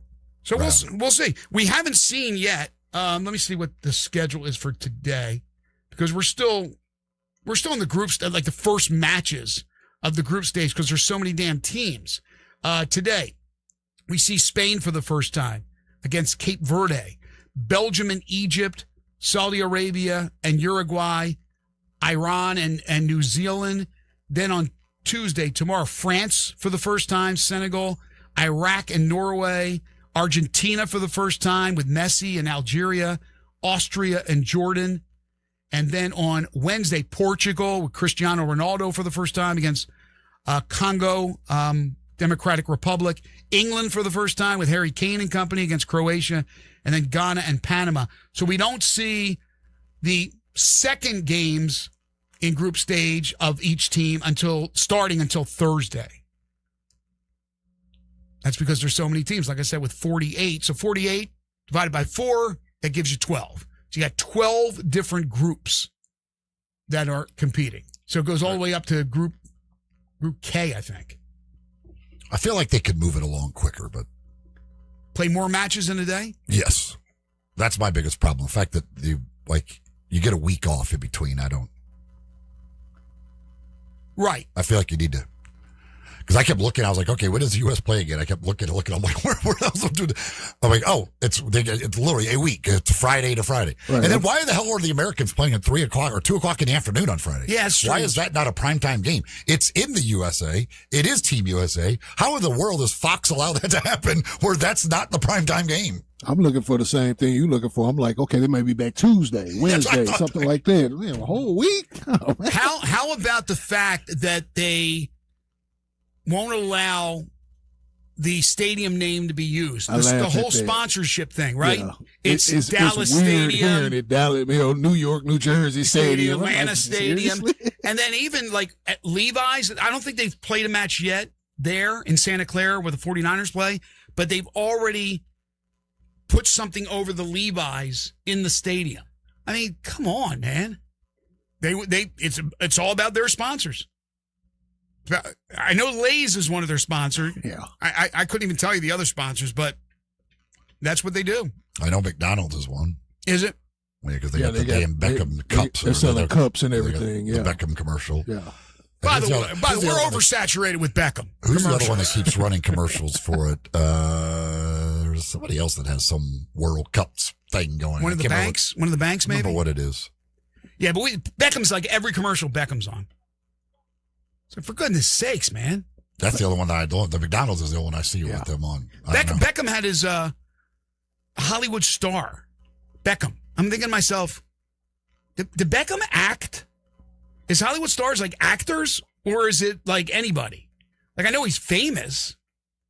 Is he on there because he's famous? Gave him a star at he's got his walking. Yeah, Tom Cruise was there, and then they went to a match. They're buddies. Oh, I guess it's just a global phenomenon. Has he been in movies and stuff that I've missed? I know they made a movie with his name in it. Yeah, like Beckham. Right. Yes, but I don't know, man. It's just I thought that was kind of weird. It's for his fine acting in the McDonald's commercials. I'm telling you, he's in a million damn commercials. Well, speaking of red, white, and blue, and patriotic, last night, which I did not watch, probably the one streaming thing I don't get is Paramount Plus. I already paid for too many of them. I'm not paying for another one. And instead of putting it on CBS, the UFC Freedom 250 MMA at the White House on the lawn, they put it on Paramount Plus. I don't know what type of audience they did, to be honest with you. The event was threatened by rain and bad weather, mosquitoes. They were talking about all that. I saw the flyover, which looked really cool. I saw the introduction, which was weird, with Trump and Dana White, the president of UFC, walking out. I didn't see any of the fights because, again, I don't get Paramount Plus, but they say the fights were really, really good competition. Very strange. Very, very weird. But I'm never going to argue with patriotism. People will, for some stupid reason. I am not. So I'm flying that flag high, red, white, and blue all the way. If they want to have a UFC MMA event on the lawn of the White House, so be it. Matt texted in. He said there was over 130 million viewers. Wow. I don't know where he got that number or whatever, where that came from. I don't. That many people get Paramount Plus? Or was it at bars that have Paramount Plus and people were there? 130 probably had million? some of that set up as well. Good for them. Good for Dana White. But again, look, MMA is my cup of tea. I've called a million different fights in my career. And from the political side, I don't even look at the political side. I look at the sports event, the event. If it was on regular TV, if it was on CBS, I would have watched some of it.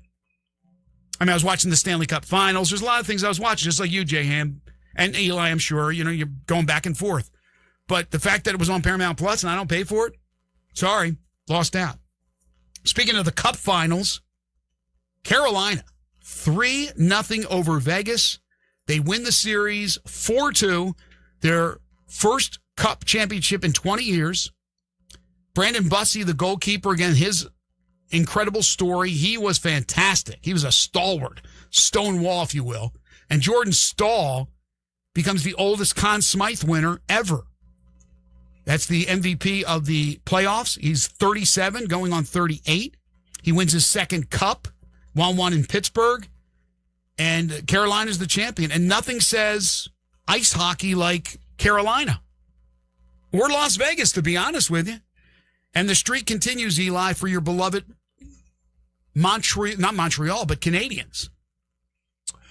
Yeah, it's congratulations to the Hurricanes. I watched, although the last couple of games, the series was so awesome through the first 4 games with all the craziness. And then the last couple of games kind of just were blah, because last night, I mean, Vegas couldn't shoot. Like, they couldn't even get a shot. They went nearly an entire quarter now, or a period. It wasn't that one period, but ended up being 18 and a half minutes without a shot on goal, which is just insane. But they just could not do anything. I mean, Carolina was completely dominated. But the Jordan Stahl thing, that's crazy. 17 years in between titles.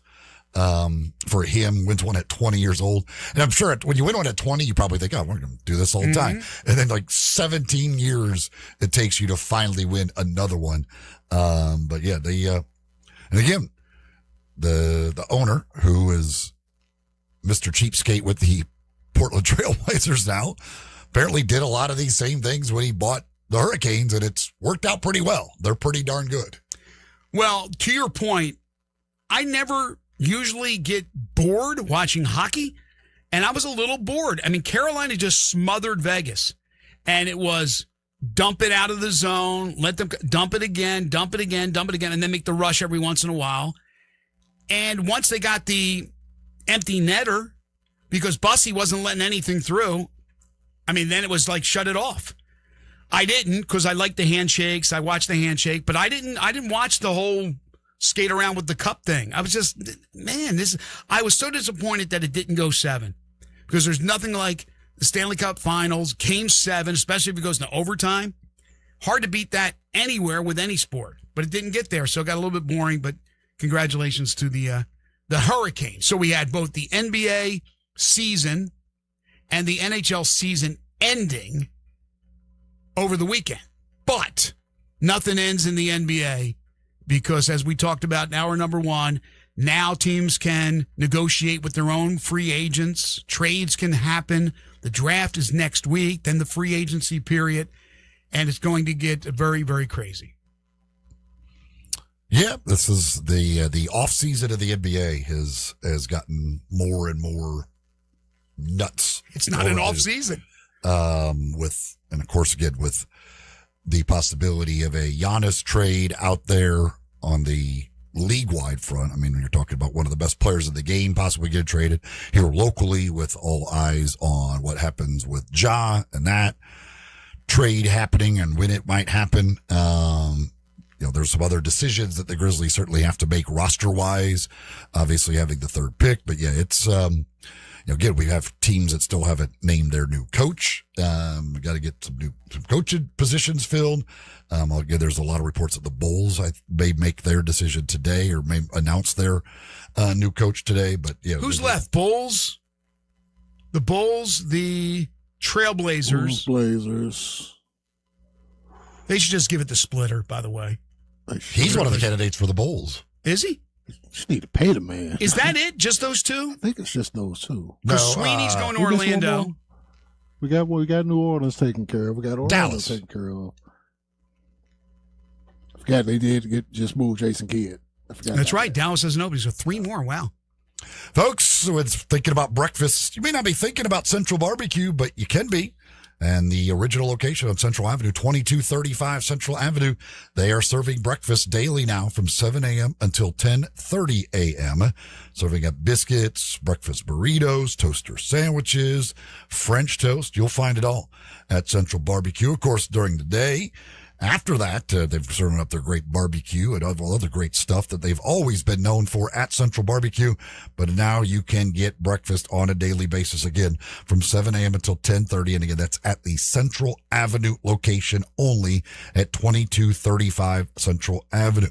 Also, at that location, a full bar now available, the OG Bar. Serving up mixed drinks, wine, and local beers. That's from 11 a.m. until close on a daily basis. Go try out their new Tiger Margarita. That's at Central Barbecue at 2235 Central Avenue. Serving up breakfast daily, full bar daily as well at Central Barbecue. You're tuned in to Sports 56 Mornings with Greg and Eli on Real Sports Talk. Sports 56, 98.5 FM. Join the voice of the Tigers, Dave Woloshin, for Wolo and Friends. Weekday mornings from 10 to 11 here on Sports 56 and 98.5 FM. Napa Cafe celebrates 28 years in 2026. Hi, I'm Glenda Hastings, owner of Napa Cafe, and I want to thank you for making us part of your dining experiences. If you are a first-time guest or have dined with us countless times, I want to thank you for making us part of your lives. Whether you're celebrating with the crowd or planning a cozy date night on the town, Napa Cafe can provide you an extraordinary evening. We have 5 dining rooms, including our private wine cellar, our Jan's room for 2 guests, and the Eleanor room for parties up to 60. Sit back, relax, and celebrate. Leave the cooking to us. Come see me at Napa Cafe, 5101 Sanderlin Avenue. We're open Wednesday through Saturday for dinner starting at 5 o'clock. We also offer curbside pickup from our full menu. For details on our stay-in, dine-out menu or reservations, visit our website at napacafe.com. We can't wait to serve you. Come join in and celebrate 28 years of Napa Cafe in 2026. For those that watch the stock market, the real estate market also has its watchers, like me, Sheldon Rosengarten, with Mark Spensdorf Realtors. Right now, I'm seeing the listing inventory increasing and the contracts and closings not keeping up, which puts us in what is labeled as a buyer's market. That is why it is extremely critical that you obtain the best advice and expertise when you're considering the sale of your home. And that is what I do. To make your home a sweet spot, where buyers are drawn to you like bees to honey, talk to 2 to 3 real estate brokers, but make sure I am one of them. Find out about my highly successful strategic marketing program that can help you sell your home quicker at a better price. Remember what people often say, when you want the job done, call Sheldon. Call me at 483-0546 or email me at memphisrelocate.com. That's right, relocate is in my name. memphisrelocate.com or 483-0546.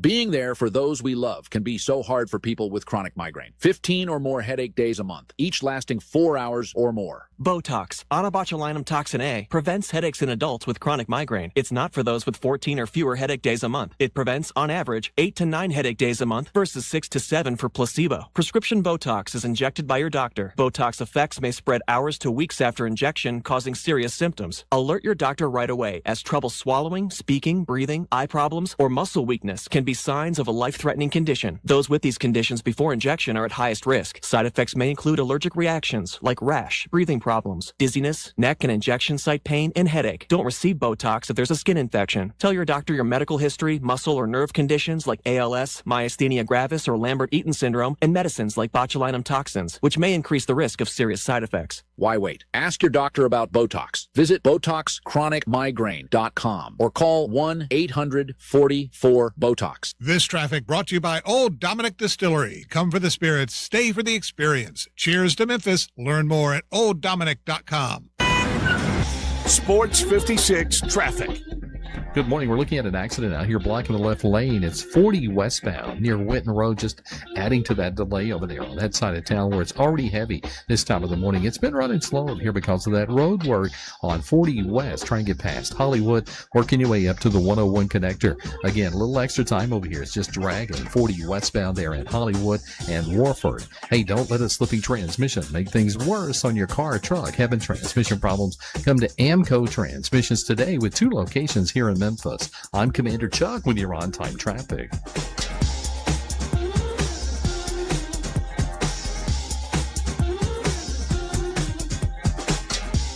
Now back to Sports 56 Mornings on Sports 56 and 98.5 FM. This hour is brought to you by James Gaddis Jewelers. Genuine diamonds, baby. Here once again, Greg Gaston and Eli Savoy. Welcome back, 8:30 the time. Greg, Eli, and Jay with you. This was impressive. I retweeted this, so I had this story for today, so I could just look down on my phone and I see it. The state of Nebraska. Now, they've always supported their Nebraska Cornhuskers in football through thick and thin, a lot of thin lately. But last night in the state of Nebraska, they drew 25,000 at Charles Schwab Field for the North Carolina, West Virginia College World Series game. And then in Lincoln, how far is Lincoln from Omaha? Do you know? I do not know. A couple of cornfields away.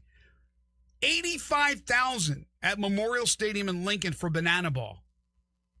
The Savannah Bananas, where they got Tom Osborne out there to do something. Dr. Tom Osborne, 165 years old and going strong.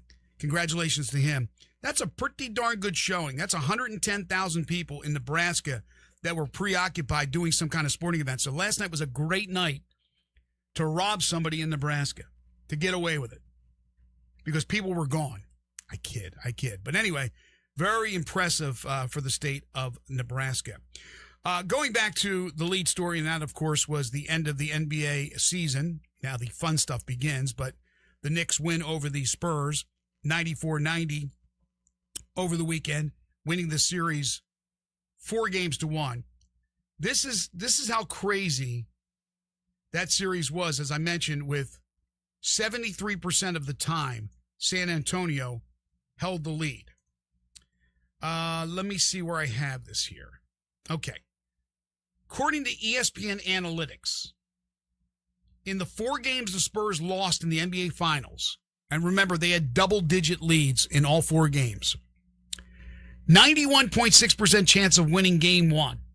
They were up 13 midway through the third. 91.6% chance. That's why people don't care about these analytical things. 72.8% chance of winning game 2. They were up 2 with 1 minute left in the fourth. 99.6% chance of winning game 4. They were up 20 with 9:33 left in the fourth. And a 95.4% chance of winning game 5, up 10 points with 7:54 left in the fourth. You know what you can do with your analytics, ESPN. 91.6. Forget about the 72.8 for a second. 91.6, 99.6, 95.4. Lost all of them. Yeah, again, they led in the final 2 minutes of every game. Did they lead in the final 2 minutes the other night? Did they ever have the lead in the final 2 minutes? Game 5 was the only one they did. Yeah, I don't think they ever actually had the lead there. But yeah, I mean, they easily could have swept the series. I mean, and the idea that you would end up losing 4 out of the 5 is just crazy when you dominate the first quarter. And every first quarter you lead by double digits, and to end up losing 4 out of 5 games doing that is really, really hard. Still amazes me. Every single starter they didn't draft. They had 2 points in game 5 from players that they drafted. The 3 guys that actually played for them that they drafted were all second-round picks. So no first-round picks. Kolek, who didn't play in the series, he was a first-round pick for the Knicks. Tyler Kolek? I believe so, yeah. Yeah, but he didn't play. Again, a team put together with free agents and trades because they can do that. The Knicks can get free agents. Finally, it paid off. And all those moves, Leon Rose and William Wesley and company, what an amazing job they did. Jalen Brunson, champion in high school, two-time champion in college at Villanova, and now an NBA champion. The dude is just a winner, plain and simple. Absolute killer out there. He's also on a short list of players that have won NBA Finals MVP, National Player of the Year as well. It's like him, Magic Michael. Pretty good company. Right, very good company. Yeah, what have those guys ever done? What have they done lately? They haven't done anything lately. Man, that's... Yeah, it was him, Magic Michael, Bill Walton, and Kareem. My gosh. From the world of the NFL, sad news over the weekend. Defensive lineman Aldon Smith found dead at the age of 36. Yeah, really weird situation there. He was, they were out delivering pizzas to homeless people, and then came back, and the guy he was with went in the house, came back out, and he was slumped over in the passenger seat of the car and dead. Just very, very strange situation. Yeah. Obviously, a guy who had a number of issues that forced him out of the league. But yeah, I don't know, that just a very weird whole situation. He was the 7th pick in 2011 by the 49ers, had 14 sacks as a rookie. Oh, he was a fantastic player. And then, but when he first came in late, but then he had the DUIs and everything else, and ended up out of the league, came back, played the 1 year with the Cowboys, and obviously still young, but just doing some good stuff, helping with these deliveries for the needy folks there. And then I'll be interested to see what the cause of death ends up being. Yeah, me too. Some other news, local news. Memphis baseball loses their closer. Carson Fair ended up being one of the best relievers or closers in the country. And he ends up hitting the portal, as you would imagine. And he's going to probably get pretty good pay from Mississippi State. So headed to the SEC. Memphis loses its closer in Carson Fair, who was terrific. Memphis football had a good weekend. They were able to secure 3 players that I know as far as recruits who have committed for the 2027 season. So good on Charles Huff and company. TJ Madlock, the son of Memphis Tiger basketball assistant Tony Madlock, who, of course, played at Houston High under Mike Miller, won a state championship. He was one of the 4 players that were said to have been involved in the gambling scandal at Alabama State. And he came out, and there was a story over the weekend, and said he denies it 100%. He is now playing internationally, and he said he was told not to say anything, so that's why he didn't say anything. But this I did not know. He didn't play in the game. That game against Southern Miss, that said game, that was where they threw the game. He didn't even play in the game. Mm-hmm. Now, and they also said he had no correspondence with the dudes that had this set up. So I don't know whether to believe him or not, but it's almost more believable when the guy didn't actually play in the game. I don't know what you can do when you're not playing in the game. You're not the coach. You're not his father putting the players in. You didn't play, so you're not missing shots on purpose or fouling or doing any of that. So I don't know. I thought that was quite interesting, that story about TJ Madlock, who's trying to save his name. Well, I mean, obviously, certainly I understand his point of, if you don't play in the game, clearly you could not have done anything to affect the outcome of that game. Now, and he did say he was added to a group chat. He said he never responded, but, to set it all up, they had a group chat? Is that what you're saying? Yeah. I mean, with the people who were doing this, yeah. I mean, so he says he was added to that. So again, he at least had knowledge something was going on, and not reporting that or not saying anything about that. I don't know what that means or whatever. He says he did not get any money. How much any of that matters if at the very least there is knowledge that something like this is going on and you do not say anything about that. I don't know how that changes anything with the NCAA. Criminal 101. Don't leave anything where they can easily pinpoint what you did. And in a group chat, anything electronically, anything on the phone, anything on the internet, anything on your computer, they're going to find. Man, you're going to do that, man. You better do it in person. Come on, man. I swear. That's how the old fixers did it. That's how the OGs did it. This is true. I mentioned I was trying to watch 3 events at one time yesterday. It wasn't that it was that riveting, the Canadian Open, but I watched it because I love the story about Bud Cauley, for those who are golf fans out there. Bud Cauley, University of Alabama, 36 years old, I believe now, father of 2. He nearly died in a car accident in Ohio when he was at the Memorial Tournament years ago and had broken bones, all kinds of issues physically. And it took him a long time to come back. And then when he came back, he didn't feel 100%, he said. And finally he started to play a little bit. And I don't know how many years now he's been what you would call healthy. But he's never won. He's won a Corn Ferry event. And he goes out there, and it's a good field. It's a really good field for the Canadian Open. And he blows past the field, including Jackson Suber from Ole Miss, who played with the Rebels just a couple of years ago. He had the lead after 3 rounds and looked pretty good.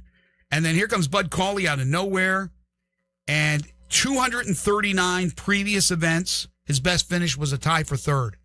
And he goes out there and wins the Canadian Open. He gets all the exemptions. He'll play in this week's U.S. Open at Shinnecock Hills. He'll play at the Open Championship. He'll be in the Masters. Tremendous story. Oh, it is a great story. I'm sure for him, probably thought that day would never come. Certainly when, obviously the accident happened, just hoping to live at that point and certainly not thinking about playing golf and then to be able to make your way back to the tour. But this was his 239th, I believe it was, start. And, to do it for that long and then finally break through and get a win like this. Yeah, I can't even imagine what that's like, because guarantee that there's been many times where he thought never ever was this going to end up happening for him. Yeah, again, another story of perseverance. We talked about, the Knicks being down double digits. Every single one of their wins, they were down double digits. Perseverance, stick-to-itiveness, and being able to come through in the clutch. One bad note, I guess, if you're a Brooks Koepka fan, and I am a Brooks Koepka fan, he hurt his hand, had a hand injury, went out there to start round 4. He had a bad 3rd round. He was in the mix after 2 and had to withdraw. So he'll be questionable for the U.S. Open this week. Yes, so he couldn't really hold on to the club. That's part of it. It's tough to play golf if you can't hold on to the club. Big part of it, holding on to the club. And especially if you're going to the U.S. Open, where I'm sure the rough will be quite long. That's not a great place to go with a hand injury trying to hack it out of the rough at the U.S. Open. When we come back, more eligibility news in collegiate sports and more on the Protect College Sports Act and what could happen later this week and what it could mean to Brendan Sorsby. We'll talk about that when we return. Right now, I want to talk about Shoot 360 Memphis. It is summertime officially this Sunday. It's also Father's Day this Sunday. And, of course, it's been hot and humid. Today's not a bad day, but if you're playing hoops, you don't want to be playing outside in Memphis in the summer. You want to be playing indoors where it's nice and cool, where the competition is stiff, and that is Shoot 360 Memphis, where they also have great coaching, expert coaching, and, again, the most modern technology you can have to become a better shooter and a better all-around basketball player. And you can join on a monthly basis. So why wouldn't you join? Try it out for a month. See if you like it. I think you will. In Collierville, the original's at 85 Market Street. That number's 901-316-5500. They have the shooting bays with the Shoot 360 technology right there in Collierville. In Cordova, they got everything. 50,000 square foot facility, 2 NBA regulation size courts, 3 high school size courts, 4 shooting bays with the Shoot 360 technology. Everything you need, again, to become a better all around player. In Cordova, Big Orange Road's where they're located. The number's 901-779-3176. Call either location or stop by and tell them you'd like the tour. Or just sign up for a month or even more. It's your prerogative. But again, I would say my suggestion always, try it out for a month. I think you're going to fall in love with it at Shoot 360 Memphis. And for all you coaches out there, they offer free coaching clinics. So contact them to find out when the next one is being offered. Shoot 360 Memphis. The future of basketball training is here at Shoot 360 Memphis.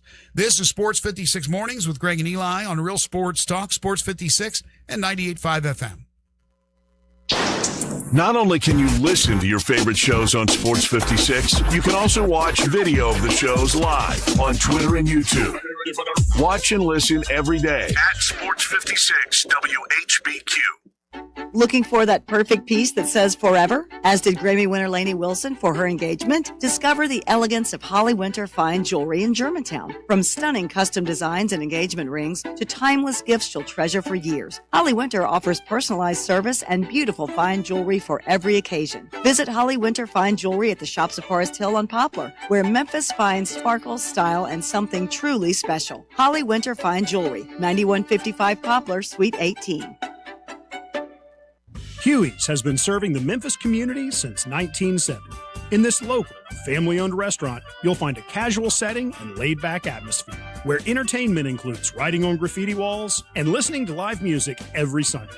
Huey's has been voted best burger in Memphis every year since 1984, and most kid-friendly for more than 30 years. With 10 locations across Memphis and North Mississippi, there's sure to be a Huey's close by. Huey's Restaurants, blues, brews, and burgers for over 55 years.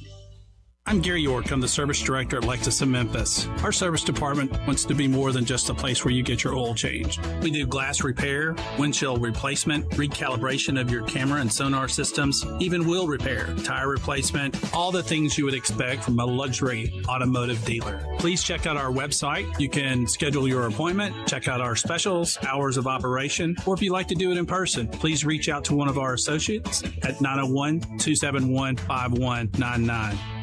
It's time for fun, family, and fabulous prizes at the 68th Annual St. Louis Hole-in-One Charity Festival. Sunday through Saturday, June 21st through June 27th. For almost 7 decades, the Hole-in-One has raised thousands of dollars for St. Louis School and other Memphis children's charities, and your help is needed more than ever. On select nights, golfers will have a chance to win $25,000 toward a city auto vehicle purchase. Then a chance to win $1 million the final night. Plus, there are cornhole tournaments nightly, kids carnival rides Friday and Saturday nights, children's golf Saturday from 2 to 4, and new this year, wiffle ball at 6 p.m. nightly. There's something for everyone at the biggest party of the year at St. Louis Church, 203 South White Station Road. The 68th Annual St. Louis Hole-in-One Charity Festival, Sunday through Saturday, June 21st through the 27th. Fun, family, and fabulous prizes all week as you help raise funds supporting youth programs at St. Louis Church.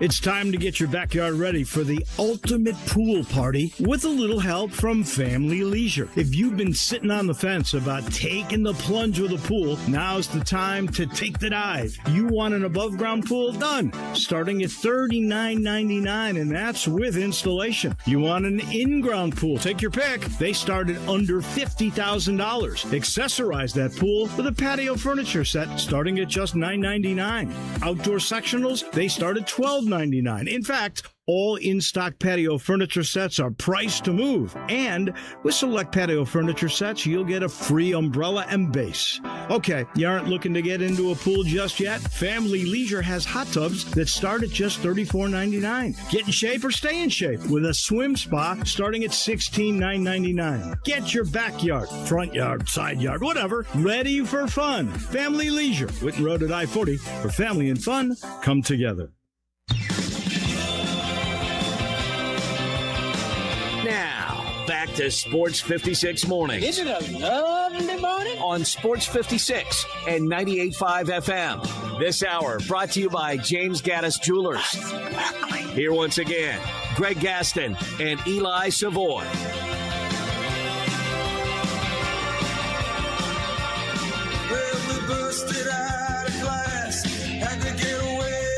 So here is the latest from the soap opera as the Sorsby turns. First of all, over the weekend, or maybe late last week, eligibility was granted, a temporary injunction for eligibility, to Tristan Smith, a wide receiver for Clemson. Again, granted a temporary injunction by a South Carolina court, restoring his eligibility to compete for Clemson this fall. The NCAA's arbitrary application of its 5-year rule didn't hold up, according to Darren Heitner, who is his representative. So you had that going on, where another player kind of jumped into the Sorsby bus. Then just, I guess, moments ago, saw Trey Wallace tweet this out, Big 12 is filing a complaint in the Texas Northern District Court against Attorney General Ken Paxton, Texas Tech AD Kirby Hocutt, and school officials. They are seeking a preliminary injunction and a declaratory judgment so that they can legally sanction Texas Tech for ongoing Brendan Sorsby situation. And we know what Paxton has said if they do that. The possibility of a lawsuit, $200 million, whatever. It's so nasty.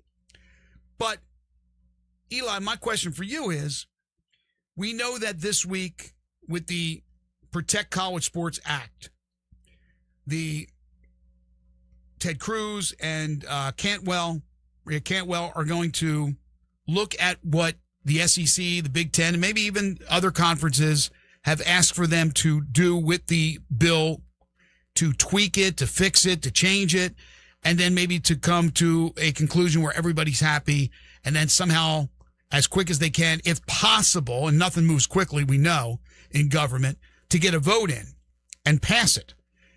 But they say, and this is what you and I got into this discussion on Friday, they say if this bill is passed, it will override Sorsby and what he's been given, which is the temporary injunction to play, and he will not be able to play. You said there's nothing in there that can prevent that from happening. I'm just going by what lawyers say. So I'm not saying you're wrong. I'm not saying you're wrong. I don't know. I'm going by lawyers. I assume they know. I don't know. I don't know what in there would say that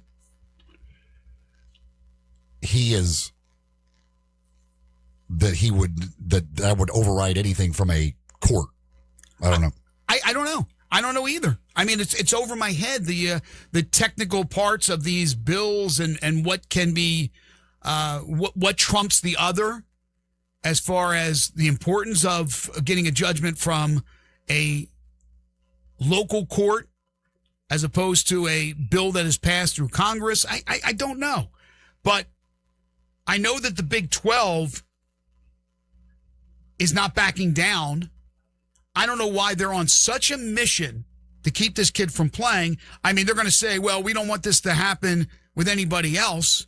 We don't want this to be an epidemic or start an epidemic. No, you're concerned that Texas Tech has an edge with this quarterback, who, by the way, is good, not fantastic. But people are making it like he's the greatest thing since sliced bread. Certainly Texas Tech is doing it. But Texas Tech, they're going all the way with this guy. They're not backing down either. And we could have this big court hearing in Texas where, again, we know what Ken Paxton, the Attorney General, has threatened them with. But it looks like they're going to go ahead with it. The Big 12 filing this complaint this morning. Yeah, it has been filed. They basically say that they want him not to be able to play in conference games, and Texas Tech has not agreed to that, which obviously that was not going to be the case. They were never going to agree to that. And so, yes, they have filed this complaint in court. What that means and all of that, what the timeline might be, I have no idea. But, it says they could have monetary sanctions and or a ban on competing in the Big 12 championship game. Yep, saw that. So,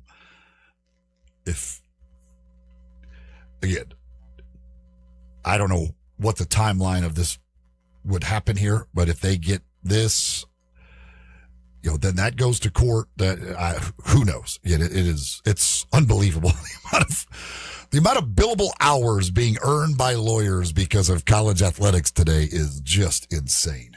Pete Thamel says this lawsuit basically is the Big 12's way of telling everyone they won't be pushed around by Texas Tech. The Big 12 lists the Texas Tech chancellor, the president, and the athletic director as defendants. One school is not going to push us around. We're the mighty, mighty Big 12. And look, I think it's ridiculous that he's allowed to play. I think we all agree with that. But the judge ruled in his favor. And unless you have an actual law that prevents that, then these guys threatening all this stuff is ridiculous, in my opinion, unless, again, there's something in their bylaws. They must have something in the bylaws that I haven't seen that prevents this from happening. Because you would think that if they do, this is pretty cut and dry. You go to court and you're like, well, look, it's in our bylaw. You can't. What are you doing here? But then again, does a local judge's decision trump the bylaws of the conference? One of the things that is in the complaint or in this filing from the Big 12 says, in an industry that rarely agrees on anything, there is finally an issue that everyone seems to agree on other than Texas Tech and the Attorney General. Universities should not field players who have bet on their own team's game in college athletics. Yes, I agree. Yep, we're part of that majority that agree with that. And as we talked about last week with Joe DeLeon on Friday, if this is the backup left guard, are they going full tilt? J-Ham? Not at all. Not at all, right? No. Not at all. They're used. Look, this guy supposedly had an illness, right? Who's had treatment for the illness. But once you, just like when you're an alcoholic, you're always an alcoholic, right? You might not be active in drinking, but you're always considered an alcoholic. So he's always considered a gambler, what do you call it? Gambling addict, okay? So they're basically saying, this guy can win his baseball. This guy can win his football games. They don't care about the welfare, the well-being of this guy. They care that he can win them football games. Even though, again, I think he's good, not great. That's just my opinion. But they don't care about the welfare of this guy. And again, if he was a backup, somebody who couldn't help them out, can you imagine it was a third-string walk-on kicker? What was his NIL package again? What are they paying him? $5 or $6 million. That's why they fighting it. Exactly. It's a big investment. I mean, the third-string walk-on kicker wouldn't have gone to court for this because he wouldn't have the. No, I understand. I understand. I mean, again, this isn't just. I mean, if he didn't go to court and do that on his own, that has nothing to do with Texas Tech. If he hadn't done that and got the injunction, none of it would matter anyway. Right. No, I agree. But still, Texas Tech is going to go full tilt backing this guy up, even though they look absolutely ridiculous. And it's making now the Big 12 look ridiculous to some degree because they're threatening them if they play Sorsby. Again, it's like they're not playing Tom Brady, but they're trying to make the point that if you allow this to happen, then it'll open up Pandora's box for everybody else to do so and to play these guys that shouldn't play. You know, one thing is the South Carolina, the Clemson guy I talked about, that fifth year. I don't know all the details about him, but it wasn't a gambling thing. The gambling thing trumps everything. It's the most seemingly basic rule we have in our sports here. That's the one understood thing that from the Black Sox from the 1919 through Pete Rose and everywhere. Like it is just everybody knows this is the most basic of rules there is.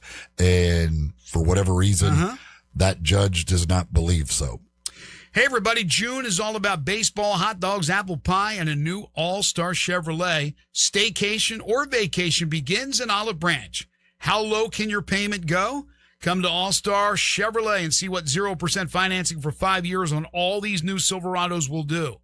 Why? Because your good credit deserves it. Military, first responders, you always get an extra $500 bonus.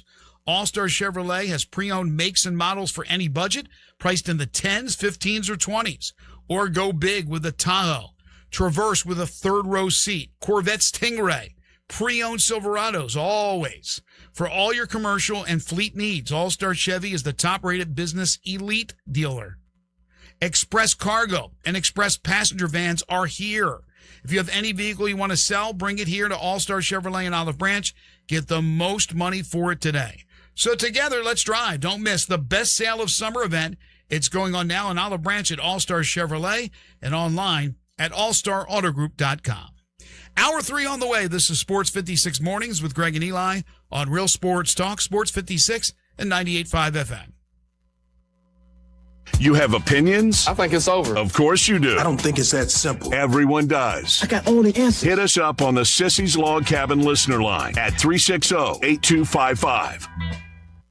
Old Dominick Distillery is pouring Memphis pride into every cocktail. From the winning atmosphere at its downtown Memphis distillery to award-winning craft spirits, Old Dominick is pure Memphis spirit through and through. Swing by the distillery bar for a pregame cocktail or celebrate your wins with a guided tour and tasting. Old Dominick Distillery. Come for the spirits, stay for the experience. Cheers to Memphis. Learn more at OldDominick.com. Hi, this is Troy Fiveash, owner of Fiveash Roof Services. Do you know what Penny Hardaway and I have in common? We should both be in that building celebrating the best basketball players of all time. Of course, I'll have to buy a ticket to get in, but he should already be there. But seriously, we both surround ourselves with the best people we can find. We work hard to achieve our goals, and we are both among the best in our respective fields. At Fiveash, we can't win titles or get national awards, but what we can and do strive to do is give 100% of ourselves to give you the best product possible and one you can be proud of. So if you need a roof, siding, or gutters, give us a call at 901-367-0050, and we will do everything we can to provide you the best of everything. Fiveash Roofing. Fair, honest, and ethical. 367-0050 or memphisroofer.com. 367-0050 or memphisroofer.com. Fiveash Roofing, it's what we do. We're here for you. When you run a growing home service business, you roll with the punches. More trucks, more techs, more jobs. And suddenly your team is drowning in spreadsheets, manual work, and software that can't keep up. There's a better way. Service Titan is the all-in-one operating system designed to help you scale the right way. There's a reason Service Titan customers increase their revenue by an average of 15% every single year. Get the software you can't outgrow. Go to ServiceTitan.com to learn more. Hey everybody, June is about baseball, hot dogs, apple pie, and a new All-Star Chevrolet. Because staycation or vacation, it begins right here in Olive Branch. So let's see how low your payments can go. Come to All-Star and see what 0% financing for 5 years on all these new Silverados will do for you. Because your good credit deserves it. Military and first responders, you get an extra $500 bonus. And All-Star Chevrolet has pre-owned makes and models for any budget. Priced in the 10s, 15s, or 20s. Or you can go big with a Tahoe. Traverse with the third row seating. Corvette Stingray? Oh yeah. Pre-owned Silverados? They always got them. And for your commercial and fleet needs, All-Star Chevy is a top-rated business elite dealer. Express Cargo and Express Passenger Vans, they are there in Olive Branch. And if you have any vehicle you want to sell, bring it here to All-Star Chevy in Olive Branch and get the most money for it today. Together, let's drive. Don't miss the best sale of the summer event going on right now in Olive Branch at All-Star Chevrolet. Or go to allstarautogroup.com.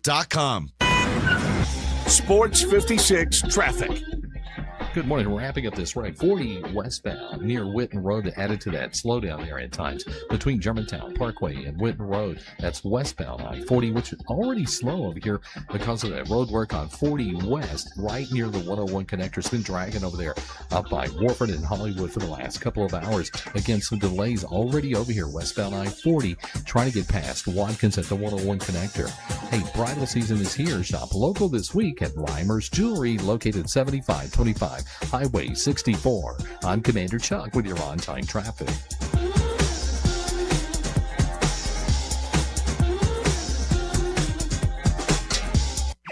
Broadcasting from the Family Leisure Studios, we are Sports 56, WHBQ Memphis, and W253DF Memphis. Now back to Sports 56 Mornings. Good morning. On Sports 56 and 98.5 FM. Here once again, Greg Gaston and Eli Savoy. Welcome back, everyone. 9:03 the time. Welcome in. If you're just tuning in on this Monday, June 15th, 2026. Hope everybody had a fantastic weekend. Greg Gaston, Eli Savoy, Jay Ham with you, broadcasting live and local from the Family Leisure Studios. Family Leisure getting you set for summer. Officially begins this Sunday, Father's Day, and the start of summer. But you can check out all the great deals at Family Leisure, 2120 Whitten Road, just north of I-40. 73 degrees, going to warm up today to 83, but less humidity. It's going to feel fantastic. It was great this morning, about 66 degrees when I got out of my car and walked up into the studios here at the Flynn Broadcasting compound. Tomorrow and Wednesday looks to be very nice. There could be some rain later Wednesday. Thursday, some sun and some thunderstorms possible at 88% right now precip. But we had so much rain over the weekend. We need a little drying out period. We're going to get that over the next few days. I wanted to mention this before we get back into the NBA, the Grizzlies, the draft, which will be taking place next week. I forgot to mention it when we were talking about the World Cup. Have you people out there noticed, and this is not the first time, this happens all the time, what Japan does after the game? You see this, Jay Ham? Take time to clean up the area. They clean up, and then their locker room is meticulously cleaned up. I mean, folded in you got to look at the photos, folks, on the internet. This isn't fake. This is what they have done in the past. But they're also collecting all the garbage out there in the stadium, and Jameis Winston was out there with them. Listen, they had a guest with them. Jameis Winston was doing it. Can you imagine NFL fans? And he was having to pick up their trash. He was even rocking a Japan jersey. He was the whole thing. So it's like Jameis is a real international man of the people. Jameis is a fun guy. He's got a great career ahead of him after he gets out of football in entertainment, broadcasting and things of that nature. But hats off to the Japanese. I mean, it's unbelievable. They just finish I'm talking about the players themselves are out there doing that, and then the locker room is spotless, absolutely spotless, and they do this all the time. Okay, last week, midweek maybe, after they had the city council meeting, they had, not the city council meeting, but the Chamber of Commerce meeting.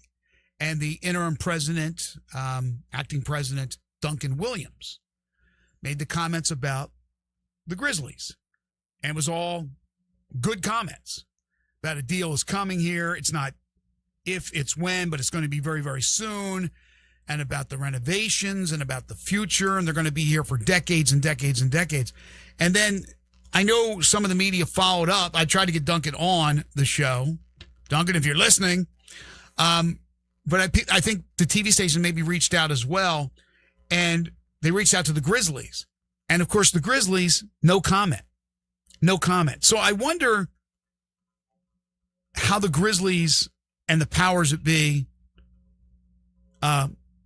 feel, Jason Wexler, about Duncan Williams coming out and saying those things. Because as you've always said, they got hand. And if you don't watch Seinfeld, you don't know what I'm talking about. They got the upper hand is what they meant by that. Because they control everything. And to have that leak out, even though a lot of people feel that way, is probably not to their advantage. But are they that close to announcing something? And again, the Grizzlies with no comment. So I don't know where we go. It's one guy, again, Duncan, who is very respected, Duncan Williams, and acting on behalf of the Chamber and saying those type of things. Is it premature, or is it going to happen here very, very soon?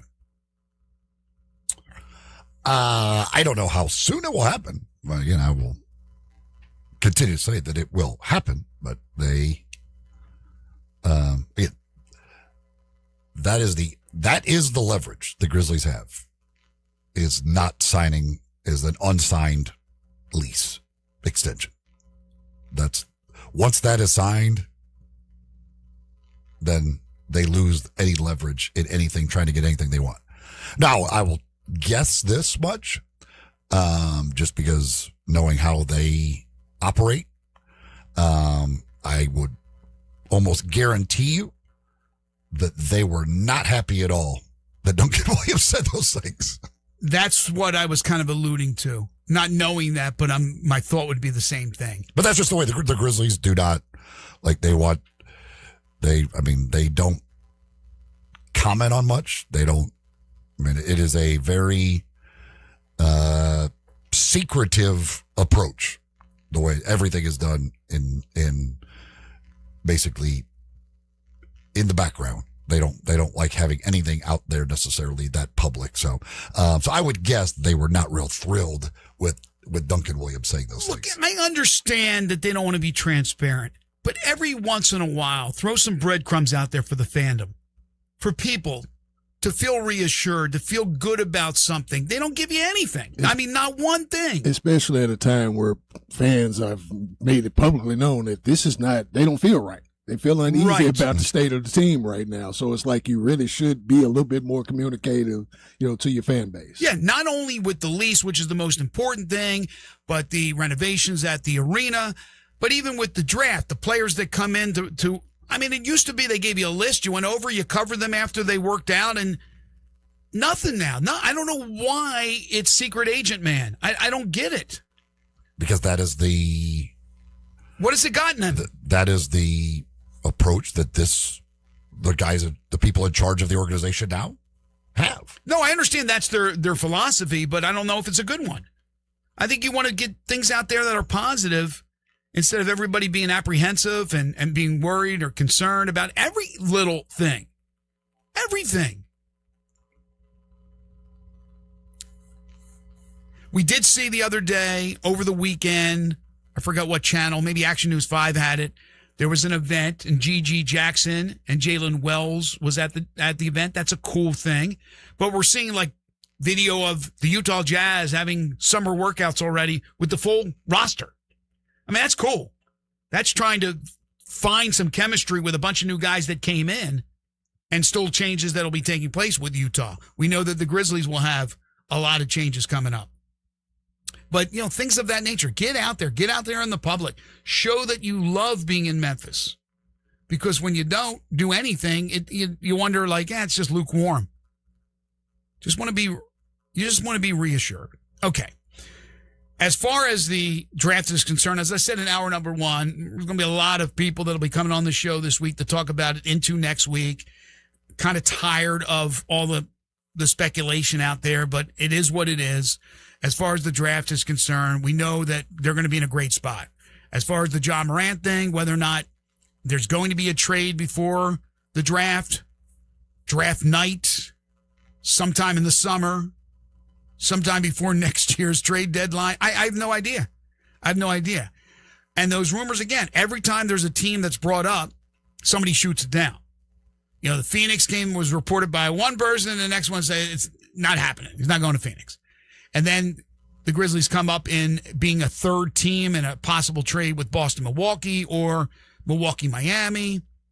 The latest one over the weekend was Minnesota. Which has been brought up before.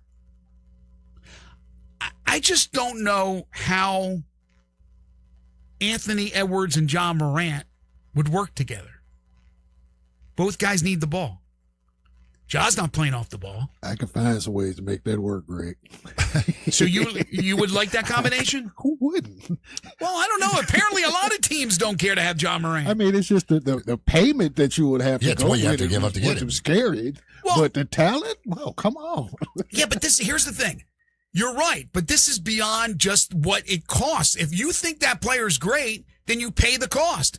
They don't think he's great anymore. Most of these organizations, they don't think it's not about thinking he's great. It's about thinking whether he can be on the floor. He can be on the floor. It's a bottom line. He hasn't played. Well, they don't seem to have a problem every single year giving Anthony Davis money or trading him somewhere who gets hurt every single year. Good point.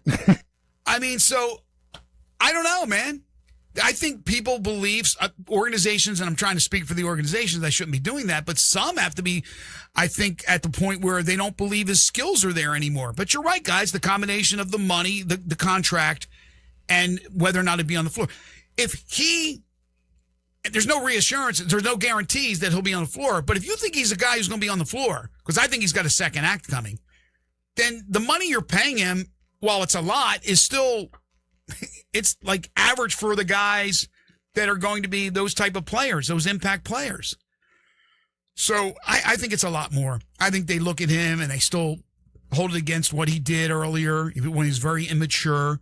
Now I think he's a little bit more of a mature person, I believe, but I don't know that for a fact. So I don't know what teams. It just seems like unless they're all playing games, maybe they're all playing games with the Grizzlies because they know they can get them on the cheap. That's what they're trying to do. But I defer to you saying that you think it would work with Edwards and John Morant. I can find ways to make that. I think Eli agrees the same way. Yeah, like, why wouldn't I'm not saying you're wrong. If Ja's on the floor, like, why wouldn't it? I mean, it's. Well, Ja, when he was on the floor this past season, his numbers went down. Because here's the thing. He can't shoot the ball. I think people forget about Ja. They get enamored with the athleticism, but he's a true point guard. He runs the team like a point guard. He distributes the work, gets people involved, gets guys in their spots. Right. It's just been discombobulated. But you think Edwards would be fine really not having the ball in his hand? Yeah, just being a absolutely. shooting guard? He plays with a natural point guard now.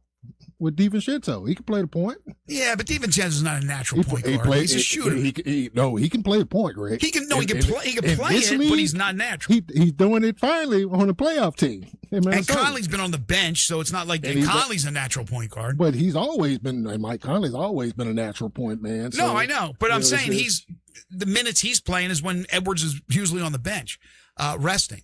I don't know. I just I don't buy Minnesota. I'm not saying that wouldn't happen. I don't think they're getting rid of. I'm agreeing with you. It was just an unlikelihood, but just the idea, the possibility is fun to think about. No, it is, but I'm just trying because I'm still a big fan of Ja. I still think there's absolutely a second act. Yeah. But if I'm a team, I'm a general manager, I'm thinking, am I going to spend whatever it is to get him, which won't be as much as it would have been a couple of years ago, and then absorb that contract for a couple more years and get the guy playing 20 games a year? I mean, am I going to do that and lose my job for doing so? I think they're all apprehensive to make a trade. Exactly. And you should be. That's why you're not going to give up much, because you're not going to give up a bunch to take him back, and then he doesn't play again. And yes. So how desperate do the Grizzlies get? You do get fired because you're like, you gave up what to get this guy who can't get on the floor for us? And it wasn't like you didn't know there was a chance he wouldn't be on the floor. You just watched it for 3 years. Right. So that's the question. What are the Grizzlies? How bad do the Grizzlies want to trade him? Good question. Badly. That's what it seems like, but you'll see how badly when we get to the draft and beyond. Do you think something will happen in the next 8 days or whatever it is before the draft? No, I don't. I think it will always be after the draft and into the free agency period. Okay, but you don't believe he'll be on the roster to start the season and then get dealt before the trade deadline? No. I don't think so either. But with each passing day, I start to question myself. It sets itself up for what could be a wild summer or a very dull. Again, once the Giannis trade happens, then that sets the table. Because everybody's like that. That deal gets done, then everybody can assess, and then you do the draft as well, and teams now see where they are, what they need, everything else. And if the Giannis trade has already happened at that point, then Ja's one of the next big targets out there. I mean, because trading a contract of that size is not easy. So it becomes like that's the teams know what they can do as far as that is concerned, all of those things. And I think there will be teams out there who say, you know what? We're willing to take the chance that he can stay healthy. He can be healthy enough. And we feel like we got to add something. And if we can get a healthy Ja Morant, he makes us better. And I think it would also come down for the team as to how much are you willing to invest in Ja as a player, because it might be a situation where he just needs to change the scenery and you can get his health back in your facility, get him back healthy and the whole thing, and you get him under a new regimen. Then you probably can extend his playing time. He probably can go back to playing 60-plus games a year. And that's what I think is going to happen. I can believe that. I really think that's going to happen. Now, are we 100% sure the Bucks are trading Giannis? I can't foresee we going into the 2026, 27 with Giannis still being a Buck. Just don't see it. I'm just going by all the reporting. I think like this isn't coming from nowhere. I mean, all of these guys who report this stuff are pretty good with like this. Like everybody says he wants to go to Miami. Miami wants him, whether Boston can do something or whatever. But I mean, he seems to have now gone to that point where he is done with Milwaukee and wants out and wants to go to Miami, which once that happens with a player like that, generally it happens. All right, next question. Is LeBron done with the Lakers? Because the story came out, I think, over the weekend that, I forget who had the story, that it's going to come down to the Lakers or the Warriors. No Cleveland, no return to Cleveland. I ain't going back to Cleveland. Lakers or Warriors? I think he ends up staying in L.A., but do you see him maybe joining Steph Curry? For a year, I think they would do it to have some fun and just try to run with it. And that would be it for him? Because they probably will be able to get Jimmy Butler back, and they'll bring Al back probably. I don't think Porzingis will return back with him, but they'll just try to make that old man run one more time. Draymond. With it. Yeah, with Draymond. If they're healthy, they could be a top 4 seed in the West. Not saying that they're a real contender, but it could be fun to watch. Do you see him out of L.A.? Yeah, I think there's certainly that possibility. If I had to put money on it, I would guess that he would be back in LA, but certainly it is a possibility. We've seen LeBron is no problem moving around, trying to chase different things. What would the Lakers do? And the Lakers with, obviously if they do get the Austin Reeves deal done, everything else, I mean, they're committed more to Luka and Austin Reeves and kind of building around them and putting things together. And so they may not want to pay LeBron. I understand that completely. And a healthy Luka and Austin Reeves is a great tandem, but it's not a championship tandem. What else would they have to do? And what could the Lakers do without, having a name like LeBron who's can bring guys in? It puts them in a position that the Lakers as an organization are not used to, and that's building organically. Going through the draft and they're keeping from their talent pool. They're so accustomed to be able to plug free agents and attract just with being Hollywood. And whatever star that they had there to come play around that, it's a different Laker team, different organization now with a different ownership. So, and a different league because that second apron makes things different. You talking about state tax in California, sheesh. Right, right. It changed the whole dynamic. Now, of course, LeBron would be staying in California if he went to Golden State, but I understand your point completely. Do you think it's going to be a crazy offseason? It could be a very crazy one or a very dull one. Giannis will set the table, like Eli's saying, and I think once we get that, we'll probably hear something on Ja from like mid-July to like August, and something to happen with there. Then the LeBron domino will fall. Probably in the last of that, he'll assess and see what's open, what's viable, and make his play from there, money-wise and everything, and then he'll go from there. I just don't think even if it went the way you were just talking about, and you're not predicting that, but if it went that way and it became more dull than explosive, I don't think it'll be dull for the Grizzlies.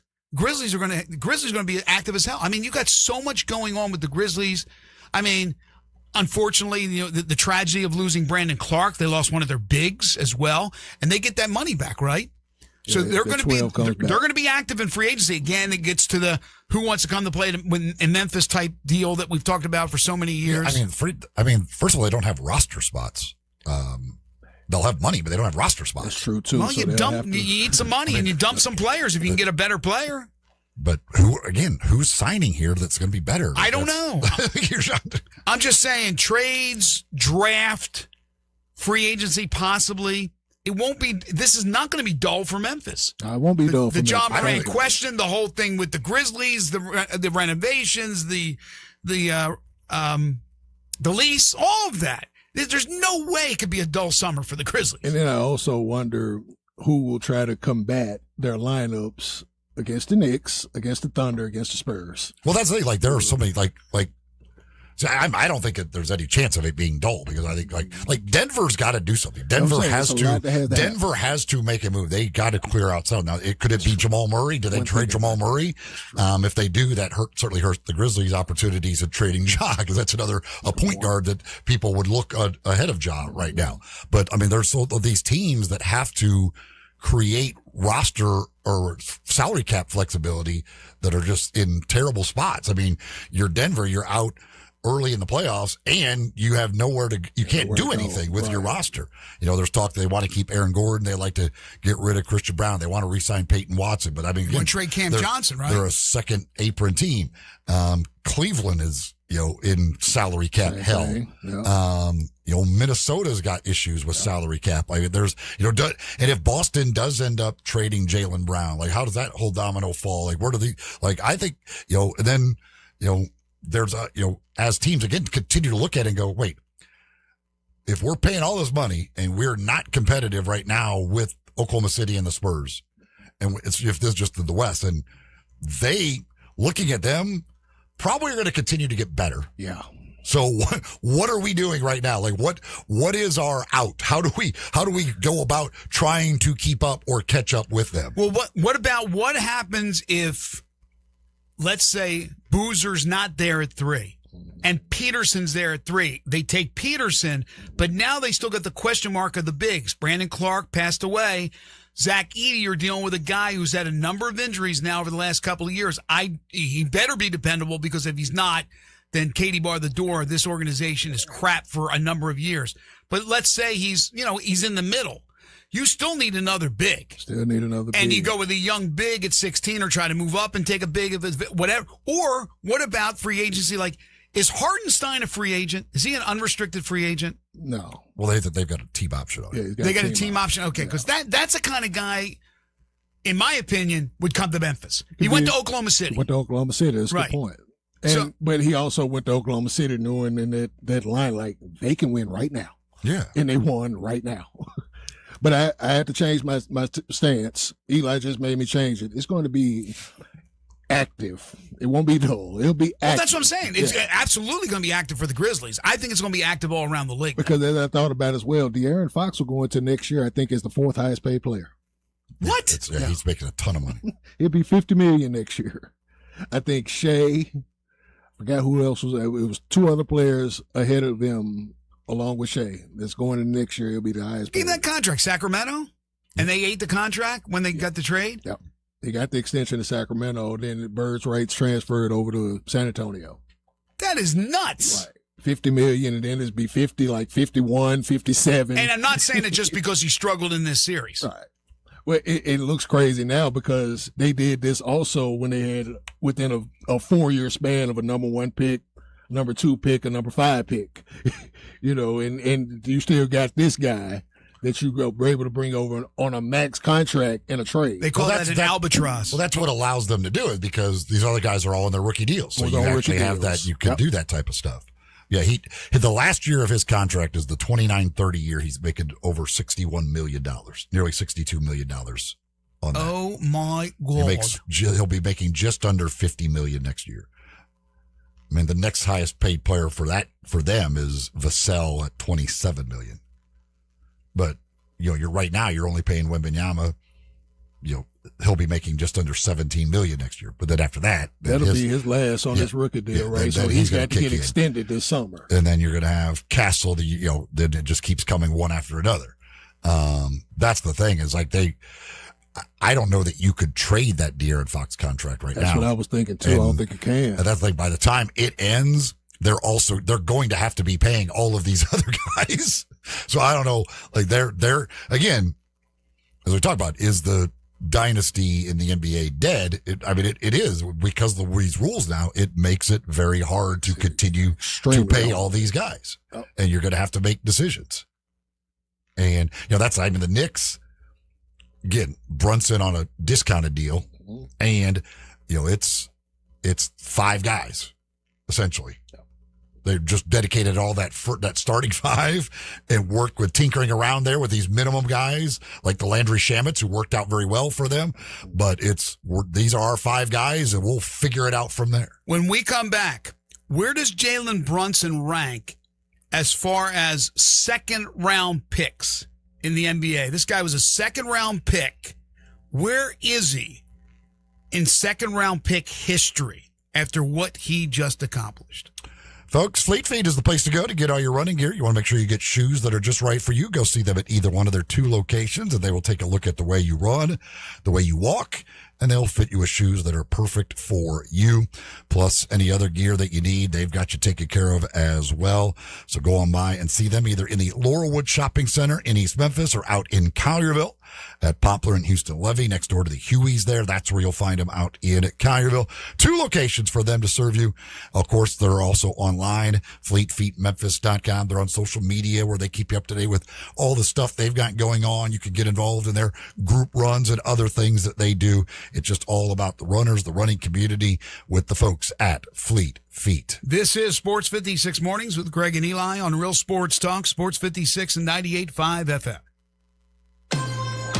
Be sure to download our Hub 901 app for instant access to Sports 56 and all the Flynn broadcasting stations from anywhere. Go to the App Store and get the Hub 901 app today. Old Dominick Distillery is pouring Memphis pride into every cocktail. From the winning atmosphere at its downtown Memphis distillery to award-winning craft spirits, Old Dominick is pure Memphis spirit through and through. Swing by the distillery bar for a pregame cocktail or celebrate your wins with a guided tour and tasting. Old Dominick Distillery. Come for the spirits, stay for the experience. Cheers to Memphis. Learn more at olddominick.com. Progressive knows that boat days can come with unexpected problems. Dang, I forgot the wakeboard. How am I supposed to enjoy myself without my favorite water activity? I mean, sure, we could still go tubing, fishing, or even just relax on a floaty, but without the wakeboard, what's the point?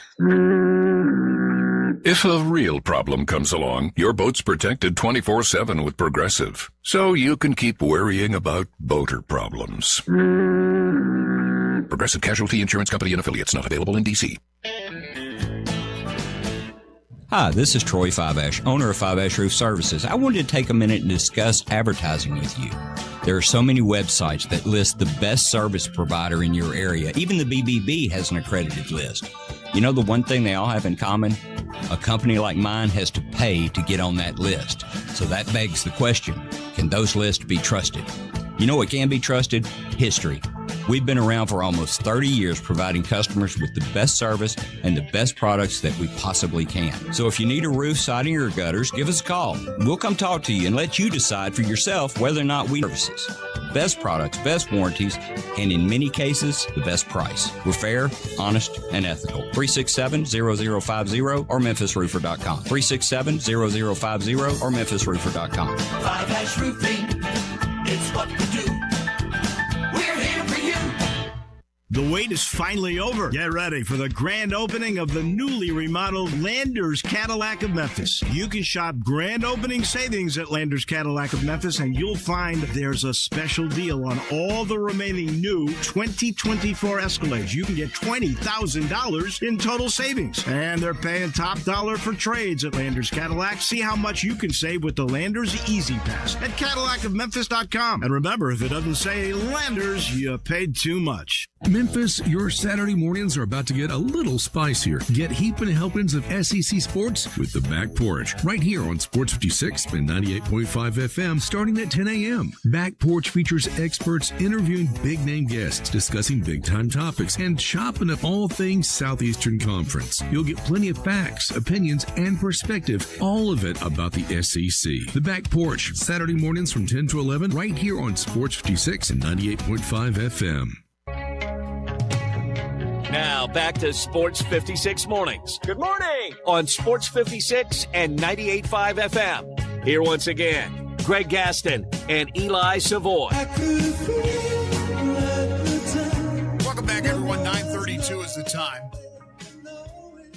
The heroics of one Jalen Brunson, who scored 45 points in the clincher, Game 5 in San Antonio. Series MVP. Here's the thing, too, by the way. Again, this is, and we're to all of the things that could happen. In the end, generally in the NBA, it's, can you stay healthy? And the Knicks stayed healthy. And the Spurs did. The Knicks and the Spurs stayed healthy through the playoffs. They didn't deal with any key injuries to their main guys, whereas Oklahoma City did. And you have to stay. And if you don't, you're screwed. People call me for they say I cop out when I do this every year at prediction time, but my prediction is the healthiest of the best team will prevail. Yeah, I mean, it's the same way every last year. year. Oklahoma City stayed healthy, and they won it all because they were like when they're healthy, they are probably the best team. They weren't healthy this year. The Knicks and the Spurs both stayed healthy throughout the playoffs. And I started it 10 years ago when the Cavs came back from 3-1 down and beat Golden State, and I'm like, they were the healthy team. Yeah, if they have their guys on the court. Golden State lost Bogut. Steph wasn't all the way right because his knee and ankle was doing whatever it was doing. It was like they're losing bodies. Cleveland's healthy. But you can't predict who that team's going to be. Can't predict that. You could have an NBA final where both teams are healthy, like in the case of San Antonio and the Knicks. I mean, so it's impossible to know. All we know is that the Grizzlies get hurt every year. That one's a given.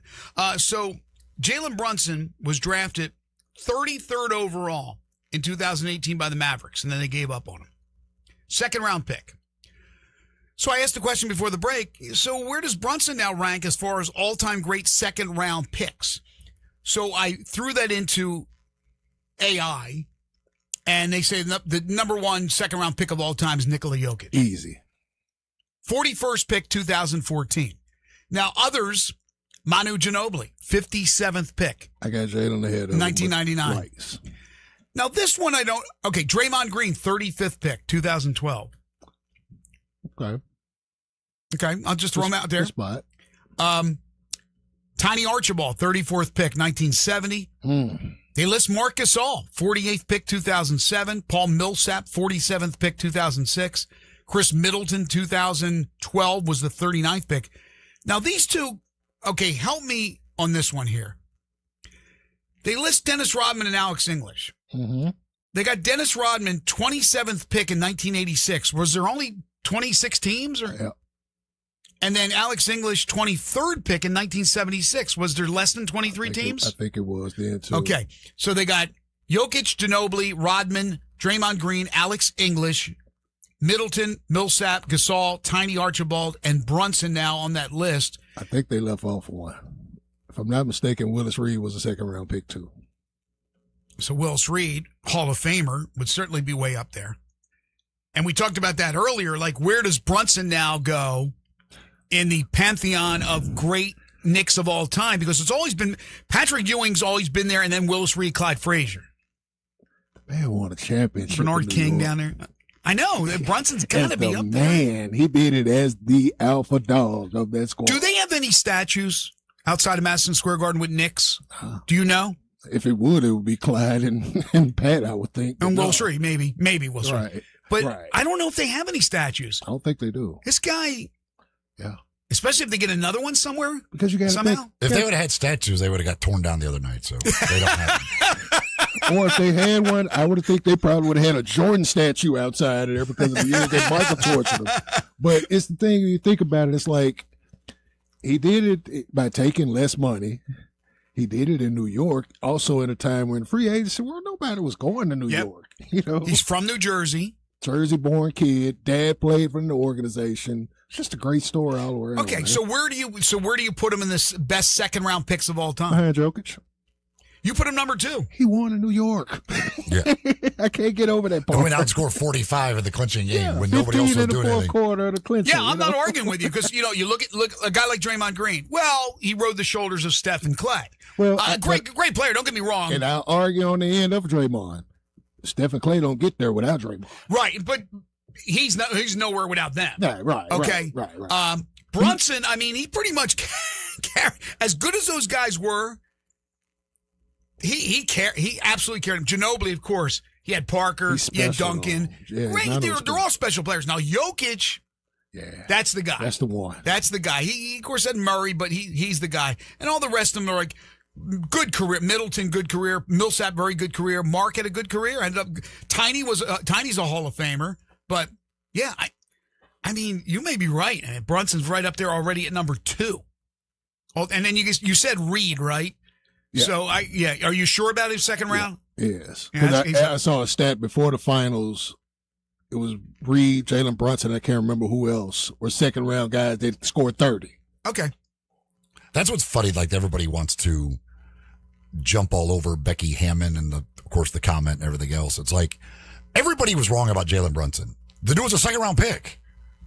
Mavericks were wrong. I mean, like Mavericks are wrong. They got rid of him. Every team in the league passed on Jalen Brunson. Nobody thought Jalen Brunson was this guy. No, not at all. The who was Numbnuts the general manager in Dallas when they got rid of Brunson? Who was the GM? Was it the same? Nico. It was Nico. Yeah. Oh my God. This guy's tombstone's going to read, I got rid of Brunson and Doncic. Then re-signed the guy, then traded the other one. At least he did get Kyrie and get to a final. I give him that. Yeah. Oh, my gosh.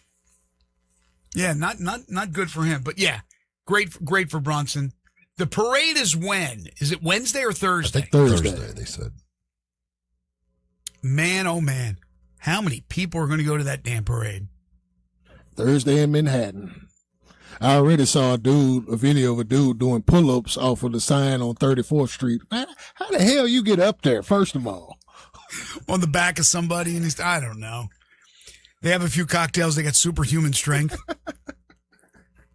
Did you see the dude in the Spurs jersey that wanted to fight the entire arena? Everybody. Dude, it was amazing. Like, they're all running from him. I'm like, there's thousands of you and it's one of him. And people were scared for their life because that dude handled everybody in that concourse. Yeah, I saw some of the video. I was like, how did that damn thing end? Did they just finally, he got out of there? Eventually. It felt like when you're at, like, the rodeo and the bull's loose, like, you need, like, the clowns to try and distract him. Like, the one dude came up and, like, took the cheap shot from behind and he stopped her. That dude was like, I'm getting the hell out of here. This guy is about to kill me. I knew he was going to kill somebody because they kept trying to trip him whenever he run, and he was just running through the trip and staying on his feet. I'm like, people were just scattering. Like, there's like hundreds of people scattering because of one guy. I was like, this dude, he's like superhuman. They're like Superman had just come to life as a Spurs fan. J-Ham, you're our hoops historian. There's a story on Yahoo Sports, and they say that's Brunson's performance. That's the closest thing to Kobe Bryant we have seen in the NBA. Did Jalen Brunson's championship run showcase true Mamba mentality? It did. I would say that he was wearing Mambas. First of all, he wears Kobe shoes all the time. It really reminded me of Dwayne Wade from 20 years ago. When Dwayne Wade got in Dallas in Game 6 and he blacked out, and nothing in front of him could defend. It was the same kind of formula. Because even early in the game, where you got to remember that the Knicks only had 13 points in the first 14 minutes of the game. Yeah. I remember that because Mike Breen was like 13 points, 14 minutes, and I kept that in note. But I'm still thinking they're going to win this game because they're just starting slow, but their guy is cooking. Jalen is cooking early, so it's just stay poised. They'll be in, just keep it rolling. And once he got in the third quarter. Well, it's like he at some point just goes, okay, like, Cat's, it's not working for Cat tonight. Right, like tonight's the night I'm going to have to do it myself. Like, I can't worry about anything else. I just have to do it myself. And Legler pointed it out. Once he's seeing the single coverage, he's not seeing the help going over the top, and he's one-on-one with whoever.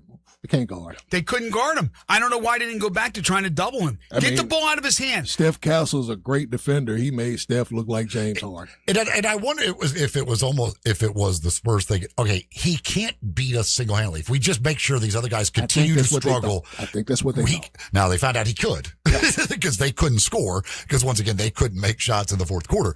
But I wonder if their thought was like, listen, let him, like, that's fine. If he's going to do that, he's not going to beat us by himself and only to find out that he did. It should have been the opposite way. They should have taken the ball out of his hand and let those other guys try to beat them. Now they have so far in the series, but I'd rather lose to Anunoby and Cat and those guys making shots than Brunson just tearing us apart. You can sleep better if you lose that way. Yes, I think so. One note from college sports, Michigan State AD Jay Batt has emerged. They said has emerged as the Kentucky athletic lead search for Kentucky. He's emerged as the AD. They've already announced it. Now, that's what I was getting to.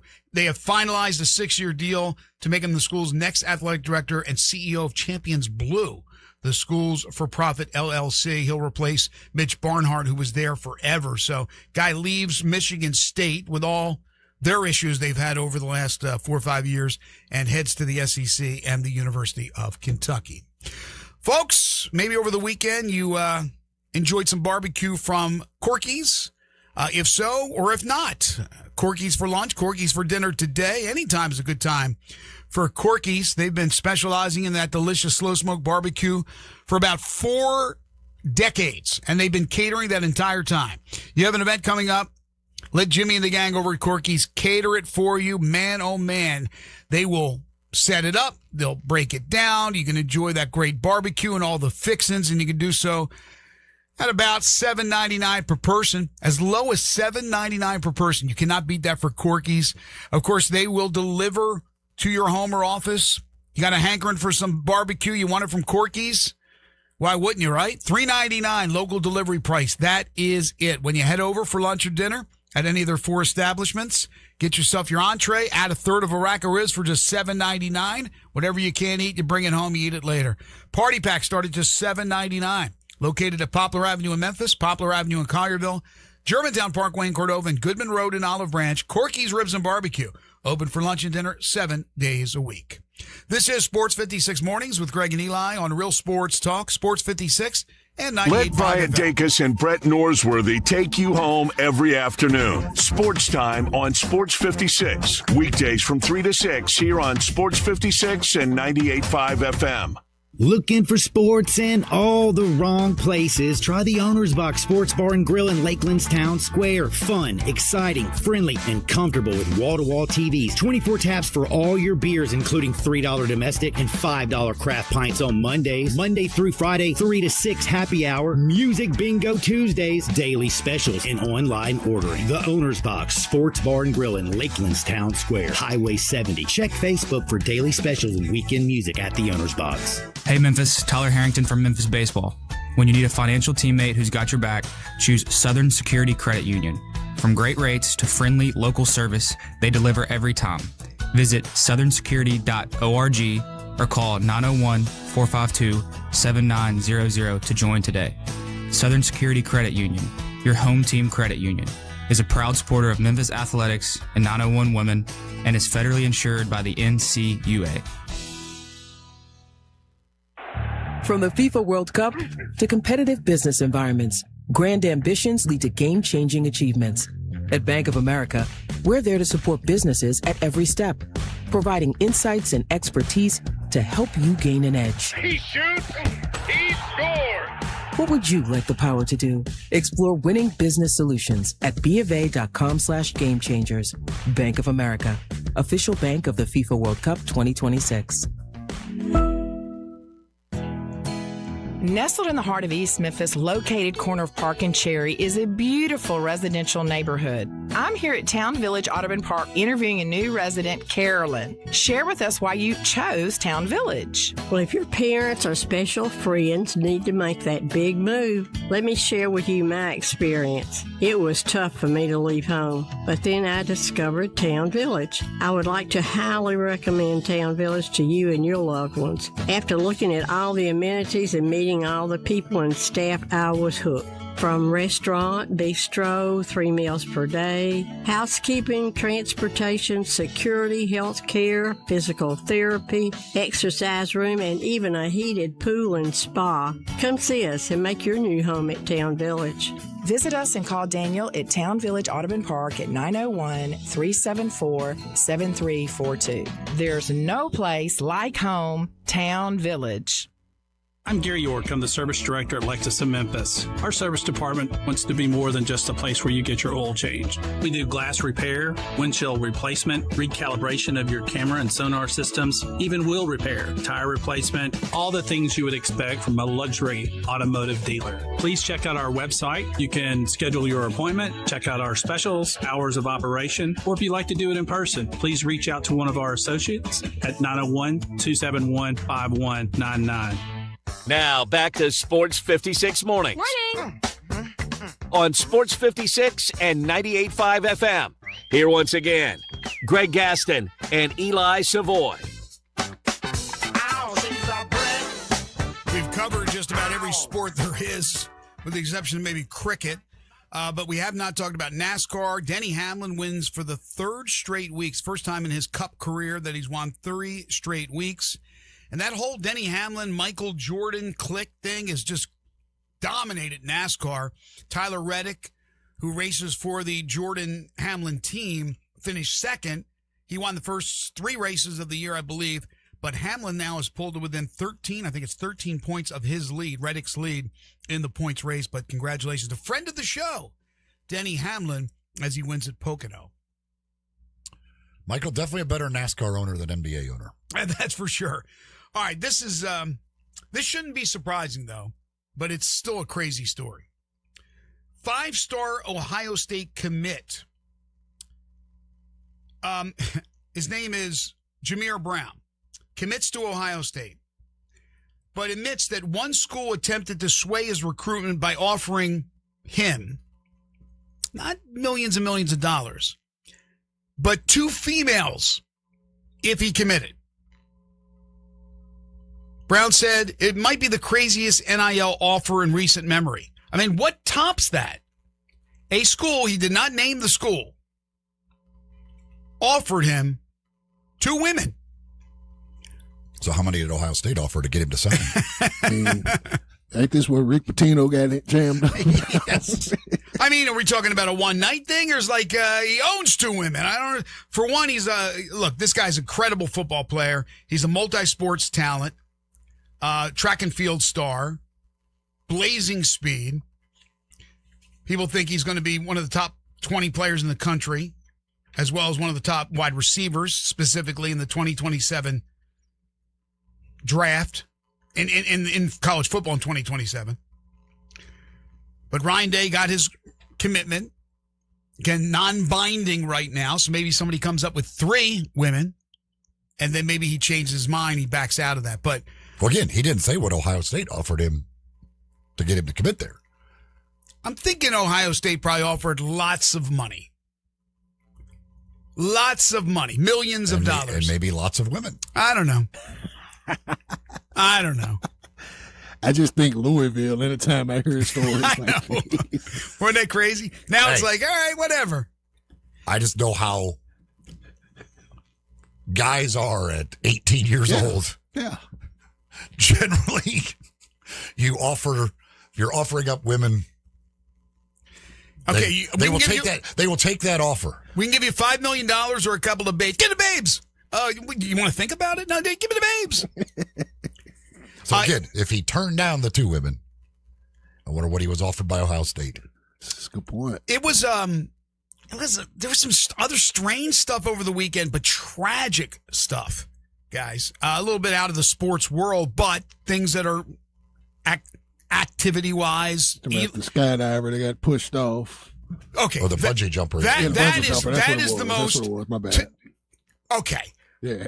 They killed that girl. Yeah. They killed her. All they have, first of all, it wasn't even a sanctioned thing.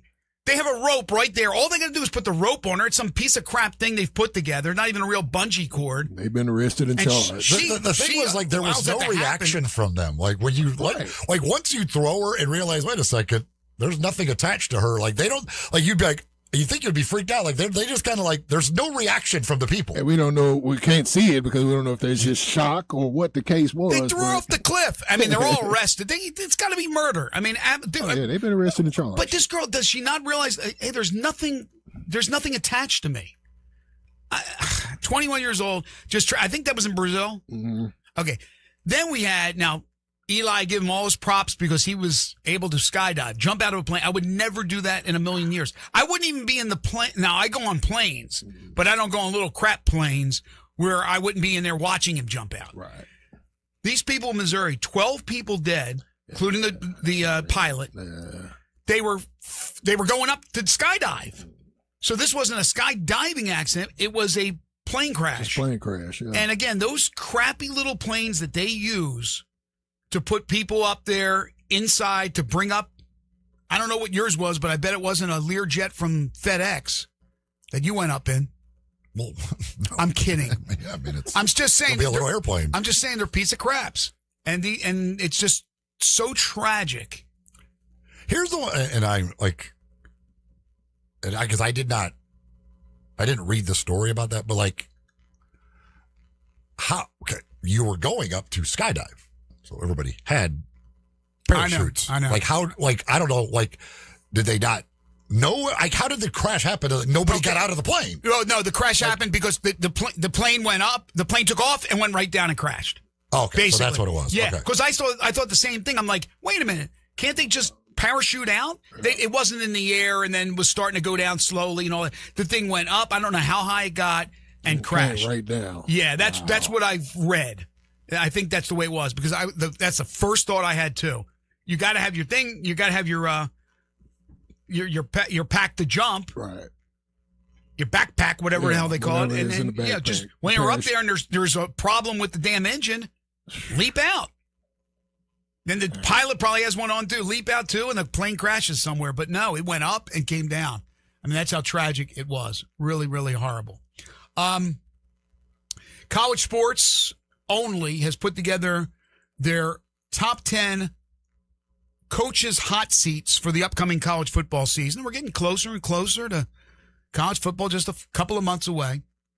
Number 10 on that list, Jeff Lebby from Mississippi State. Number 9, Dabo Swinney from Clemson. I don't know about that one. Bill Belichick from North Carolina. Again, I don't see that happening where they fire him. Lincoln Riley, number 7, USC. Shane Beamer, South Carolina, number 6. Bill O'Brien, Boston College, number 5. Mike Loxley, Maryland, too low. Dave Aranda, Baylor, number 3. Luke Fickell, Wisconsin, number 2. And Mike Norvell, number 1. These are Power 4 conferences only, but the top 10 on college football's, college sports only's top 10 hot seat. Eli, who do you see legitimately on the hot seat before the season even starts? Well, Norvell certainly is. Norvell, absolutely. Aranda, I think, absolutely. Loxley, absolutely. But I don't see Clemson with what Dabo's done for them. It would take a really bad year.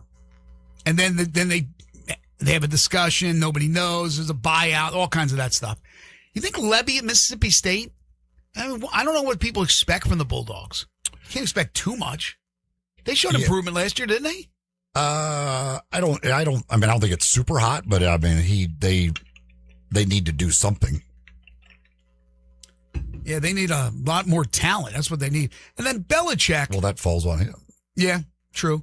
Belichick with North Carolina. Belichick's either, look, if they don't show improvement this year, he'll probably walk away. But they're not firing Belichick. I don't see that after 2 years. They made the investment in him and all that. If his girlfriend will allow it to happen. I don't know if she will allow it to happen or not. Lincoln Riley, USC. Well, he's definitely on the hot seat. Shane Beamer, South Carolina? Yes. Okay. So you agree with most of that list? Bill O'Brien, Boston College, I would say that's probably accurate. I didn't even know he was still there at Boston College. So they didn't get rid of him. Wisconsin didn't get rid of Fickell. Those two with bad years, and things are going to be a lot tougher for BC. But Wisconsin plays in the damn Big Ten. So they have always been a good, solid program. But Fickell's got to get them where they're competitive with the 4, 5, 6 top teams right now, and they're not.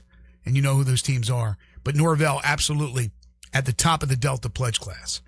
That is going to do it for us today. I want to thank you folks for listening. Your calls, your texts, we always appreciate it. Tomorrow, Connor O'Gara. We'll talk to him about all things college football, the Protect College Football Sports Act, and everything that's going to be going on this week. Mickey Barker at 9:05. That's our weekly golf segment. We'll have much more on the NBA draft. We'll officially be 1 week away from round 1. That'll be tomorrow. Humdinger's Trivia will come your way as well. Wolo and Friends on Sports 56 is coming up next. Landon Schmidt is in this week for Dave Woloshin. He'll take over the reins here in just a few moments. For Eli Savoy, for Jay Ham, I'm Greg Gaston. Have a great day, everybody.